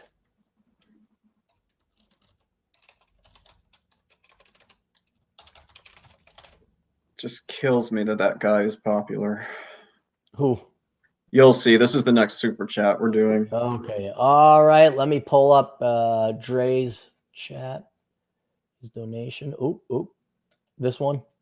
Yeah, give me a minute on this one because I got to provide some background. Your face just tells me everything. He just sucks. Okay, so Dre asks for $5. Chad, why don't you make videos like Clear Value Tax? He's a CPA YouTuber that makes daily videos on the news and gets tons of views and almost 1 million subscribers. The guy who does this, his name is Brian Kim. He lives in Chicago. I've met him several times, actually. Really? Yeah. I got a bunch of new clients, good clients this year, because basically Brian just stopped giving a shit and stopped doing tax work because he has almost 1 million subscribers on YouTube. And here's my rant. Yeah. I just don't understand why he has that many subscribers. He sucks at these videos, and he sucks even more to hang out with, and he's a bad CPA. I just don't get it. What's this? Well, hang on. You can't besmirch him like what? Let me look this guy up. What? Clear what's his name Value again? Tax. Clear Value Tax. But you're not, you see, you've never met him in person. That's why you're not going to understand why I'm saying this. He probably comes across decent in those videos for those who have not met him. Okay. And this guy sucks. But okay. One, that is Chad Elkin's opinion, not the opinion of Asshole Consulting. But I'm allowed to say that because you're allowed to have your opinion. Yeah. Yes. I'm trying to figure out, like, it's not that, it's why does this guy, it's kind of one of those things where this guy really rubs you the wrong way. I'm looking at him, I just see a accountant dressed Asian dude. He's delivering a news report. In case that helps. He's a leftist. Okay, that biases me towards not respecting him, but you're right. He does have, look at all these subscribers and views, but he must have here's a classic example, Chad. Okay, classic example. Who's right and who's wrong? Is his audience right and you're wrong, or are you right and his audience wrong? I mean, I can't really answer that. I have my own opinion. This is a philosophical question, okay? I did not, that would be a bad example. I'm just talking to Dre about how many people listen to me about the housing crisis or the upcoming housing? Nobody. Who was right and who was wrong? You. At that moment in time, I was wrong and they were right. You know why? Why? Because society determines what's reality. They determine what's right and wrong. Okay. Now the housing crash came, and then they're like, "Oh my God, they got additional information. They change it." But the point of a girl shoots you down. Okay, forget this. Girls want a tall man that kind of treats them like shit. Okay. They ultimately want to sleep with guys who are not high quality father material. Is that right or wrong? Wrong. It's right because it's reality. So it doesn't matter whether, I mean, certainly you can have your opinion and you don't like the guy personally and you have professional disagreements, like I wouldn't do it this way or whatever else like that. No, it's personal. It's personal. Okay. But he's got 1 million followers. It ultimately doesn't matter, you know? And that's the philosophy I'm trying to teach is to show you. I feel like some of this had to be fraudulent or bought or something. I really do. These videos aren't interesting. Yeah, that's all I'm saying. I don't think it was organic. Why do she's got the black glasses. Anytime you log out of YouTube. Modern Life. Oh, no. Sorry. What was the question? Take any of the famous celebrities on YouTube. Okay. Does it make any sense why they have popularity? Like Jenna Marbles, remember her? Oh yeah. Okay. To me, like everybody, you see a lot of people have over 1 million subscribers. In almost every case, I understand. Like there's quality, they make good videos. Mm-hmm. Brian just sits there and like monotone. He's like, "Oh, this is what we think will happen on the next stimulus." And I just, who's watching this shit? It's not. But it's not us. That's the answer. Like 500,000 people, not us, watch it. Okay. And so here's my point. Don't get worked up about it. I mean, so what? There's that many people that like that guy. Okay. And you might have legitimate and serious differences how you prepare a 1040 versus he might prepare a 1040. But we cannot judge 1 million people and their preferences. Why do people do drugs? Why do women get fat despite men telling them that? There's so many reasons why, but I'm trying to point out that when that many other people, kind of subscribe, it's kind of like, well, our opinion ultimately doesn't matter. As frustrating as it might be. The 2 points I just want to make sure everybody understands. One, I've met him in person, and Okay. I'll say no more about that. And 2, I just don't think there's any way these followers are organic. I truly believe something happened here. I do. I've known people to buy subscribers on Yes. Twitter. I've known that could be possible too. Absolutely. But they're not good videos. I just don't get it. Well, maybe you should go buy some traffic. And then you can make bad videos. Well, I don't even make video. The only time I stream is with you. I did it with Jack Napier once. I did it with Doc, and I did it with Nick Shoelander. Oh, you know what? You know what it could be? He's got good optics. That's good video quality. I'm just looking at it here. It could be simple. There's a little art piece in the background there.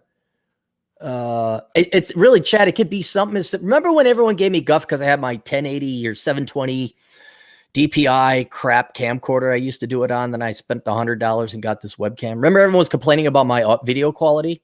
How long ago was that? 2-3 years ago. Yeah, I think I do. Yeah, I mean, that's enough to make people like, it could just be video quality. Maybe people just like his voice. Maybe they like his ties. You never know. Why do people like one weather girl over another weather girl? Who knows? They just do. I know, and to me it's undeserved, but whatever. I'm just one guy. I'm a million people are smarter than I am. His clients hate him because he left them hanging, and I had to help some of them out. Okay, all right. Well, that's hearsay. We do not just say. I'm allowed to have an opinion on it. You're allowed to have an opinion. Wow, we got a lot more super chats. Let's go through them. Hang on. Give me a second. Give me 1 second, all right? Pee break. You guys want me to sing? I wouldn't even know what to sing. You got to know when to hold 'em, know when to fold 'em, know when to walk away, know when to run. You never count your money. While you're sitting at the table, there'll be time enough for counting when the dealing's done. Quick, who's the first person in the chat who can tell me who sings that song? It's pretty obvious. Chad, let me tell you about when I get my place with my own recording studio with a bank vault lock. I'm going to get an old bank. I'm going to go to South Dakota, find some old bank built in 1895. I'm going to get their bank vault lock. I'm going to lock myself in there, and then I can just do whatever is forever and long ever. That'll be a long time from now. Ha ha ha ha. All right. Who was after? Let's go over these super chats. I got some time here. Okay, Digital Nomad, $2 Canadian. Is the ROI book a solution? Did Chad win yet?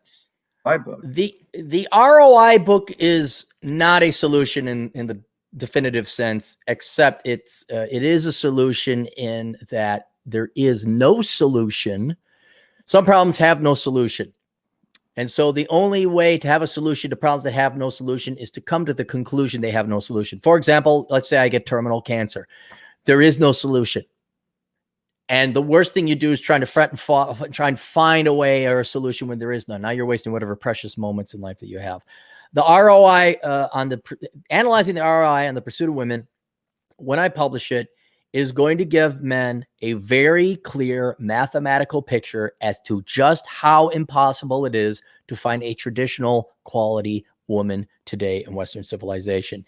And my hope is that when you see these data and these numbers, and admittedly their ranges and their estimates, that will be compelling enough and puncture through your genetic biological desire, like, but someday I might make you think you're going to win. We are literally talking the statistical chances of you winning the lottery in some cases, okay?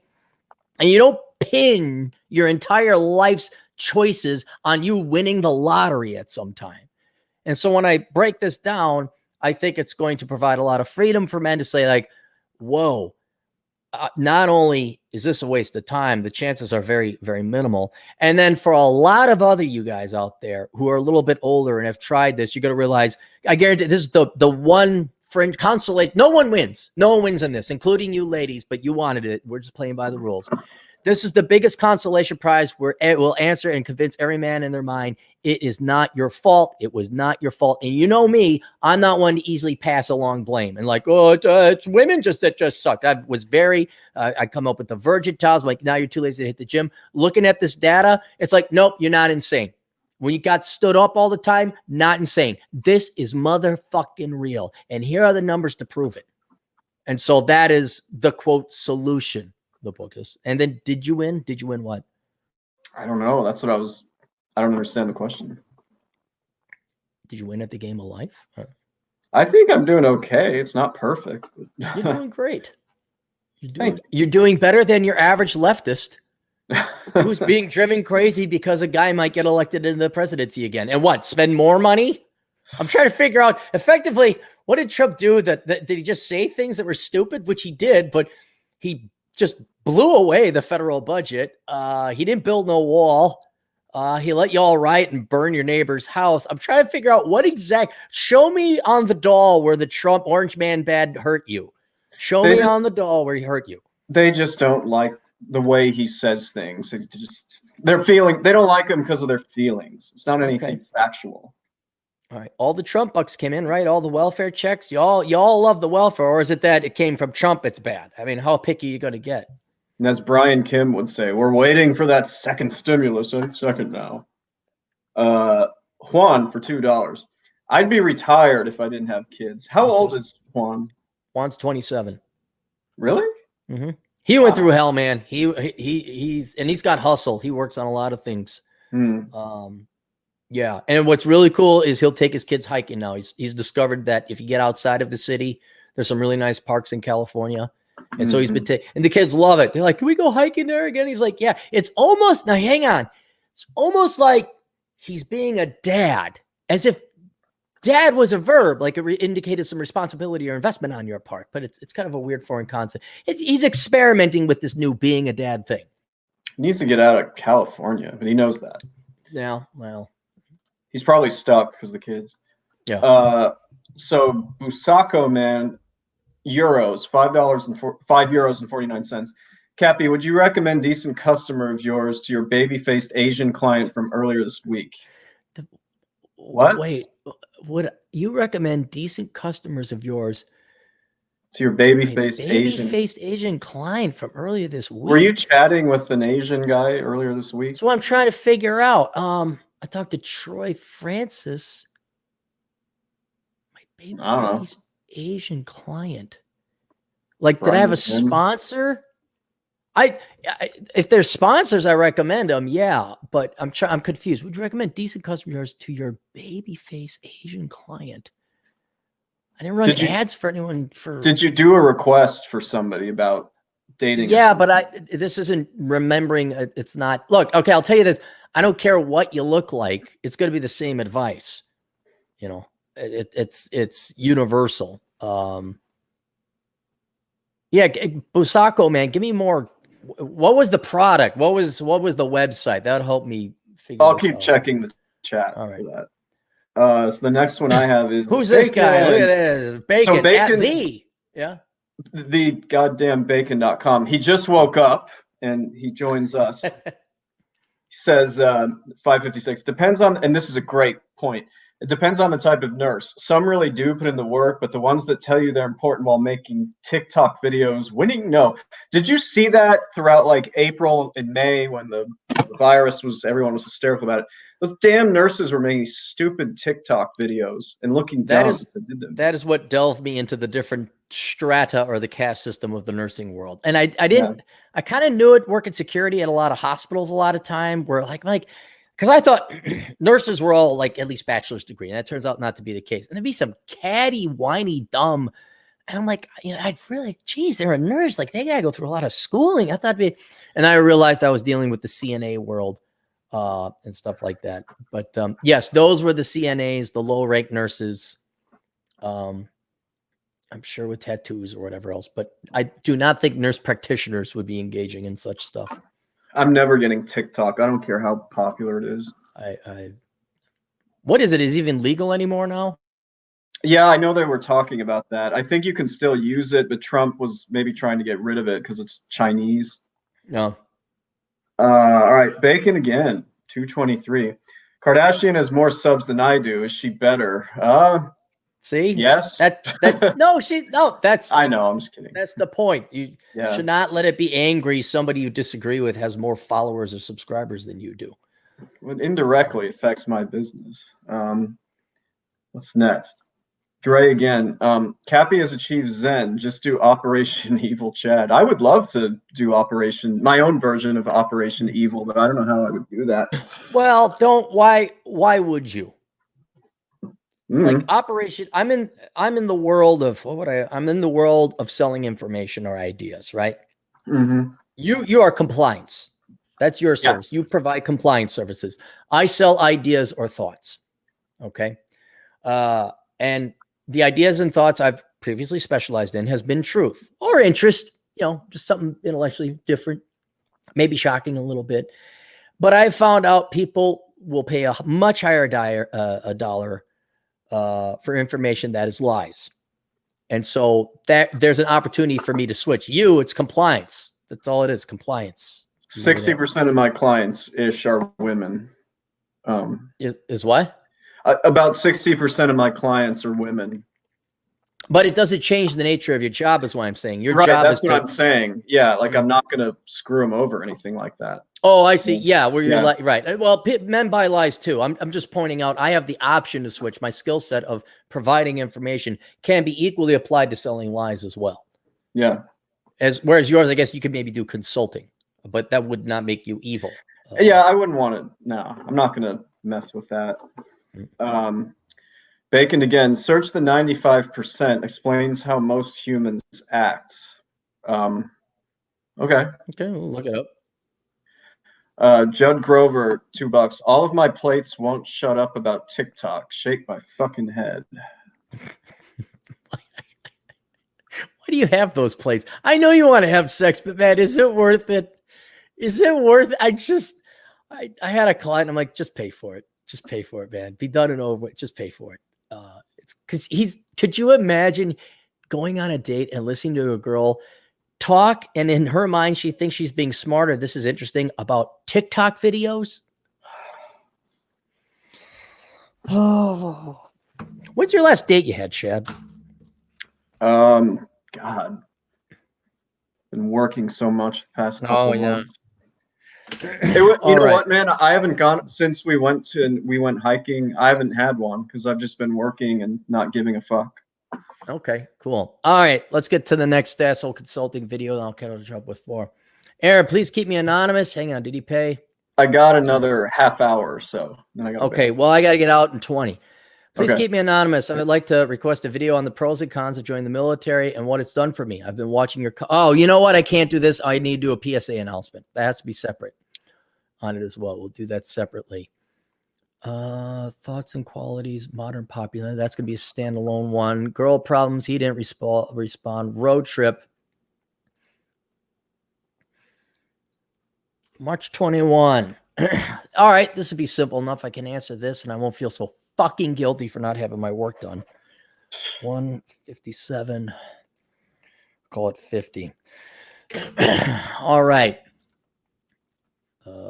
Anonymous guy writes, I would like a video response. I'm taking a road trip March 2021. I'm flying into Vegas on the 13th, 9 a.m. I'm leaving on the 21st, 9 a.m. from Vegas. So that is 8 days. And he's going to have to get there early in the morning. I rented a car for the whole trip. I want to see the Hoover Dam, Lake Mead. You'll see them both at the same time. The Grand Canyon at minimum. There are many other national park lands along that route. I'm planning on sleeping in the car with 1 or 2 nights at a hotel. I'm looking for your guidance on things to see and do on this road trip. I'm looking for hiking and seeing everything I can. I have never been to this area before. This is my first road trip. 42, 6'4", physical condition. All right, you want to do a lot of hiking, seeing everything you can. All right, let's pull up the old map. And we're going to focus on saving a lot of time. Las Vegas, Nevada. Are you ready, Chad? Yes. Now watch me lay down some serious Western American wisdom here. You're going to fly into Vegas. If you are interested in Lake Mead, Hoover Dam, and the Grand Canyon, I'm going to recommend you do not stay in Vegas and you stay in Boulder City instead. That way you're not paying resort fees and you're already closer to the 3 main attractions you want to see. Okay. So Boulder City, not that. Hoover Dam, you look at it, you walk across it. Unless you're one of these museum types, back in 1874, Jebediah Hoover came up with the idea to dam the Colorado River. He talked to his grandma. Okay, if you want to skip that, go there, look at it, take it a picture. Isn't that interesting? And then get the hell out, because that's all you can do is look at the Hoover Dam. All right. And Lake Mead, by the way. That's Lake Mead. You just saw Lake Mead when you saw Hoover Dam. You know the best view of Lake Mead is, Chad? Where? It's called On the Plain as you're flying in or out of Vegas. That's the best view of Lake Mead. We didn't go anywhere near that. We didn't go near that, did we? I don't think we went to Red Rock Canyon. Well, right. We went on the other side of town. Henderson. Yeah. Henderson was the closest we were at. So that was, but this guy's going to be further down Boulder City. I'll explain later. So one day you're going to land at 9 a.m. He'll get to Boulder at about 11. Okay. Here's what I'm recommend you do. You're going to do Boulder. You're going to do, see the Hoover Dam. You can look at Lake Mead. And then you're going to do the Golden Spike Trail. It should still be open. Let me take a look. Golden Spike Trail. Near Vegas? It's near Vegas, but this is right by the Hoover Dam. Golden Spike Trail. No, that's California. Hang on.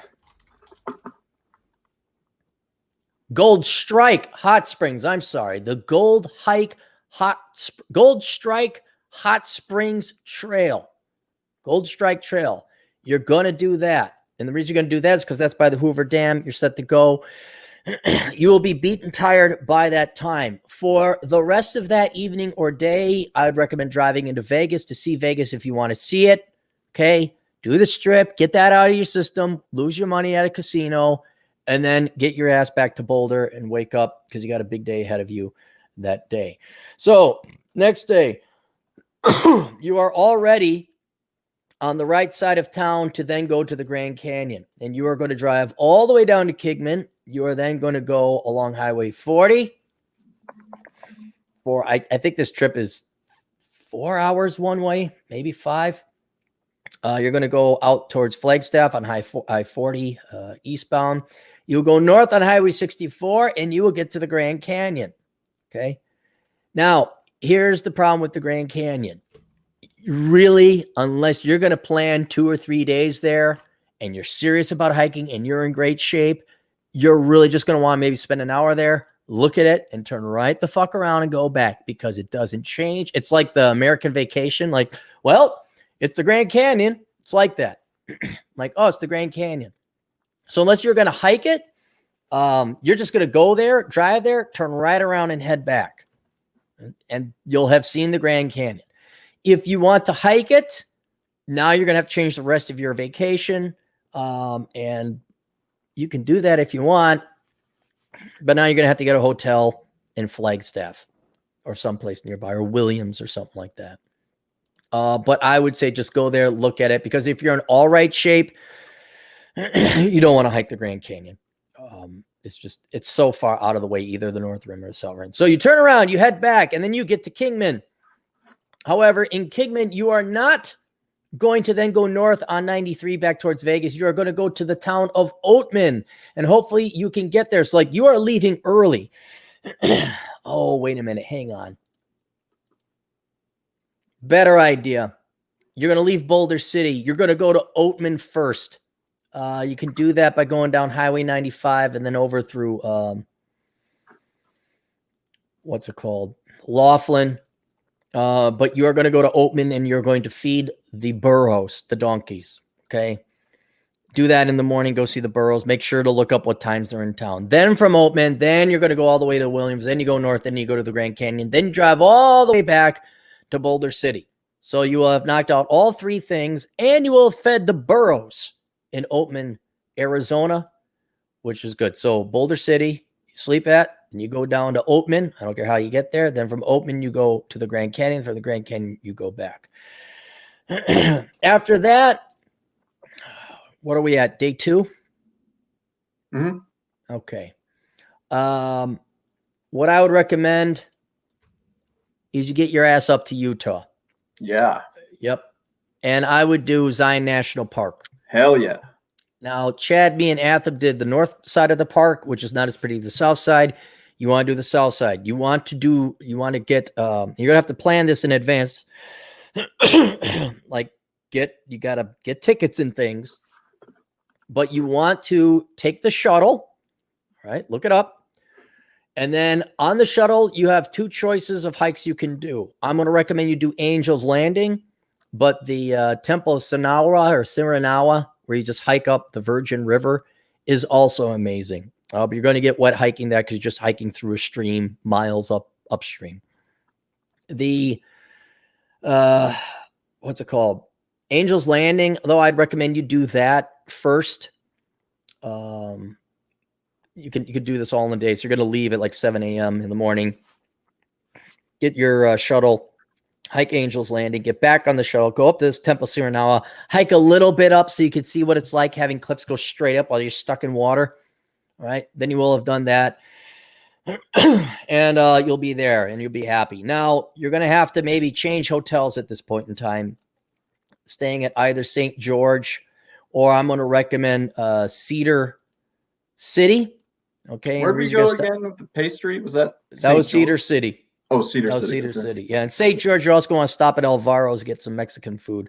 But I'm going to recommend after you hike Zion National Park, then you go to Cedar City. All right. From Cedar City, you're going to go visit the Cedar Breaks, which is along Highway 14. And then you also hit Bryce Canyon National Park. All right. After that, you could probably drive back down to Vegas. What are we on? Day 3? He's going to be tired. The pastries make it worth it. Yeah, go to that pastry shop in Cedar City. And then you do that. So maybe you spend a day or two up in Cedar City doing some hiking out in that area. So now I'm torn. You know what? Here's what you're going to do, buddy. Then you're going to take another day from Cedar City. You are going to go to Moab, wake up early in the morning, and you're going to make a rocket run. You're going to go to Moab, 15 to 70. You're there. You might as well see it. And you're going to drive through Arches, and then you're going to drive through Canyonlands. Well, you don't have to do it in this order. And you must drive Highway 128. Arches, you don't hike. Highway 128, you just drive on. Canyonlands, I'm going to let you make an executive decision. If you want to spend the night in Moab or near Moab and then actually hike the Canyonlands, you can do it. But you need to see Canyonlands National Park. You at least need to see it because that's going to be better than the Grand Canyon. Then you'll be tired and burnt out. I'd recommend you stay in Green River, not Moab. Moab's very expensive. All right. And then they'll put you on the interstate to then make the long ass haul back to Las Vegas. Then when you are in, sorry, no, dude, we went to Zion. We didn't make it to Moab. He's practically driving to Colorado. Yeah, that's far. All right. Then you get back to Nevada. And so let me go over a couple things. They're going to be nowhere near as pretty as what you looked at. You got a couple options, no particular order. One, go to a restaurant called Capo's. Okay, this is for eating, obviously. It's an Italian restaurant. Go to Ichiza, Ichiza. Oh, these are both on the west side of the town, so you're going to have to driving if you're staying in Boulder City, but it's worth it. Best sit-down Japanese type of authentic Japanese you're going to have. You could do Red Rock Canyon. It's all right. That's what all the locals do, but it's just a canyon. It's nothing you're really going to see that's that exciting. But if there's a hike that I would recommend doing, I do Bridger Mountain, but that is going to be a long ass haul. And you'll know whether or not you can do it based on whether you could handle that Gold Spike Trail well or not. And now we're just kind of going to like locales and spots I know within Vegas that are pretty cool. If you like cigars, the Man Cave, which is going to be closer to Henderson and what's it called? Is that the one we stopped at? No, that was over in Summerlin when we were visiting Baldoni. Oh, right. He lives on the other side of town. And Summerlin's a fun town, I guess, if you like shopping expensive shit. But they have a great cigar lounge over there called La Casa Cigars. And so I'd recommend that as well. If you're a golfer in that area is Durango Hills. That's my favorite, cheapest golf place.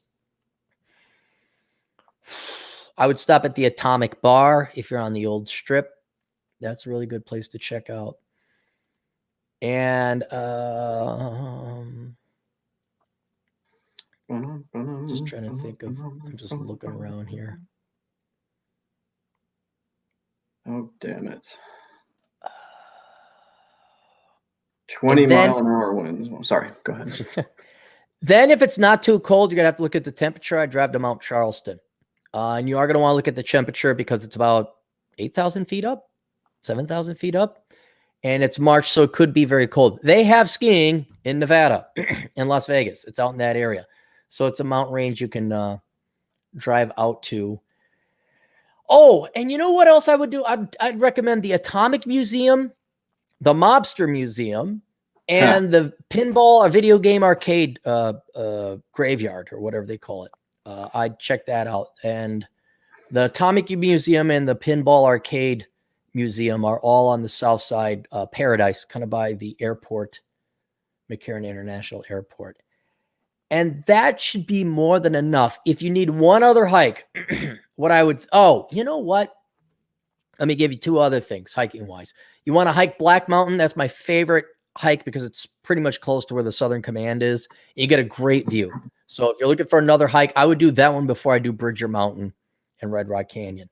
Also, yeah, you there? No, you're on the phone. The deadline has passed. Mute it. You can no longer do taxes. Mute it. No, it doesn't matter if you file today or. There we go. I wonder if I should have him on. Okay. Bye. You're recording, you know. I know. I just thought you would enjoy me telling somebody how stupid they are. Good. Very, very proud of you. Anyway, so by Black Mountain, or kind of by Black Mountain, in the town of Anthem, not Atham, look that up, is Sloan Canyon. And the great thing about Sloan Canyon is they have petroglyphs. You can look at petroglyphs, right? And you got to hike about a mile or so in there, but you get to see them. They're pretty cool. However, I think it's called Fremont Trail on Highway 17, Fremont Indian State Park and Museum. As you are driving from Moab back to, or Green River, back to Vegas, that's a cool place, the Fremont Indian State Park and Museum, and you can see petroglyphs there as well. That's right off the interstate. It's not that far away. It'll be less time than you having to drive out to Sloan Canyon, but if for whatever reason you don't check that out, I just think the Indian petroglyphs are pretty neat, and everybody should see them. And they're more common than you think out there in the American West. But those are two places you can do it. That's about it. So there we go. You want to handle the super chats, then we get going? Yeah, we got a couple more, and then I gotta go. You gotta go. Yeah. Okay. Did we do one from Dre for $5? No. Cappy is like Solf J. Kimbley from Full Metal Alchemist Brotherhood. Look up a video by Alexander titled Solf J. Kimbley, the Psychopath Realist. I don't know what any of this is. Yeah. Kimbley. What does this look like? It's like speaking Greek. What is it? Guy with long antenna looking hair, and he wears a hat. Okay, and he wears a suit. I'll have to look him up. Okay. Next one. The next one is from Bacon for $2.23. Bend to Grand Canyon gets super hot in the valley, I would imagine. Yep. Yeah. Going down a full mile. Swallow Blue for $5. So I've been working at Amazon since August, making $15 an hour. And I've been working 11 hours. Should I stay or get a new job? It's my first real job. He's probably young. Stay. Yeah, dude, you got to stay there and make some money. Make some money, build at minimum for as long as you need to go and make build up a 6-month emergency reserve. You have to let me read this text I just got. Okay, all right. Don't mention no names, anonymize things. Yeah, this is just some random person. Okay. Okay. Hey there, Chad. This well with vote yes for fairness. We're fighting to make Illinois tax system more fair by working to pass the Fair Tax Act.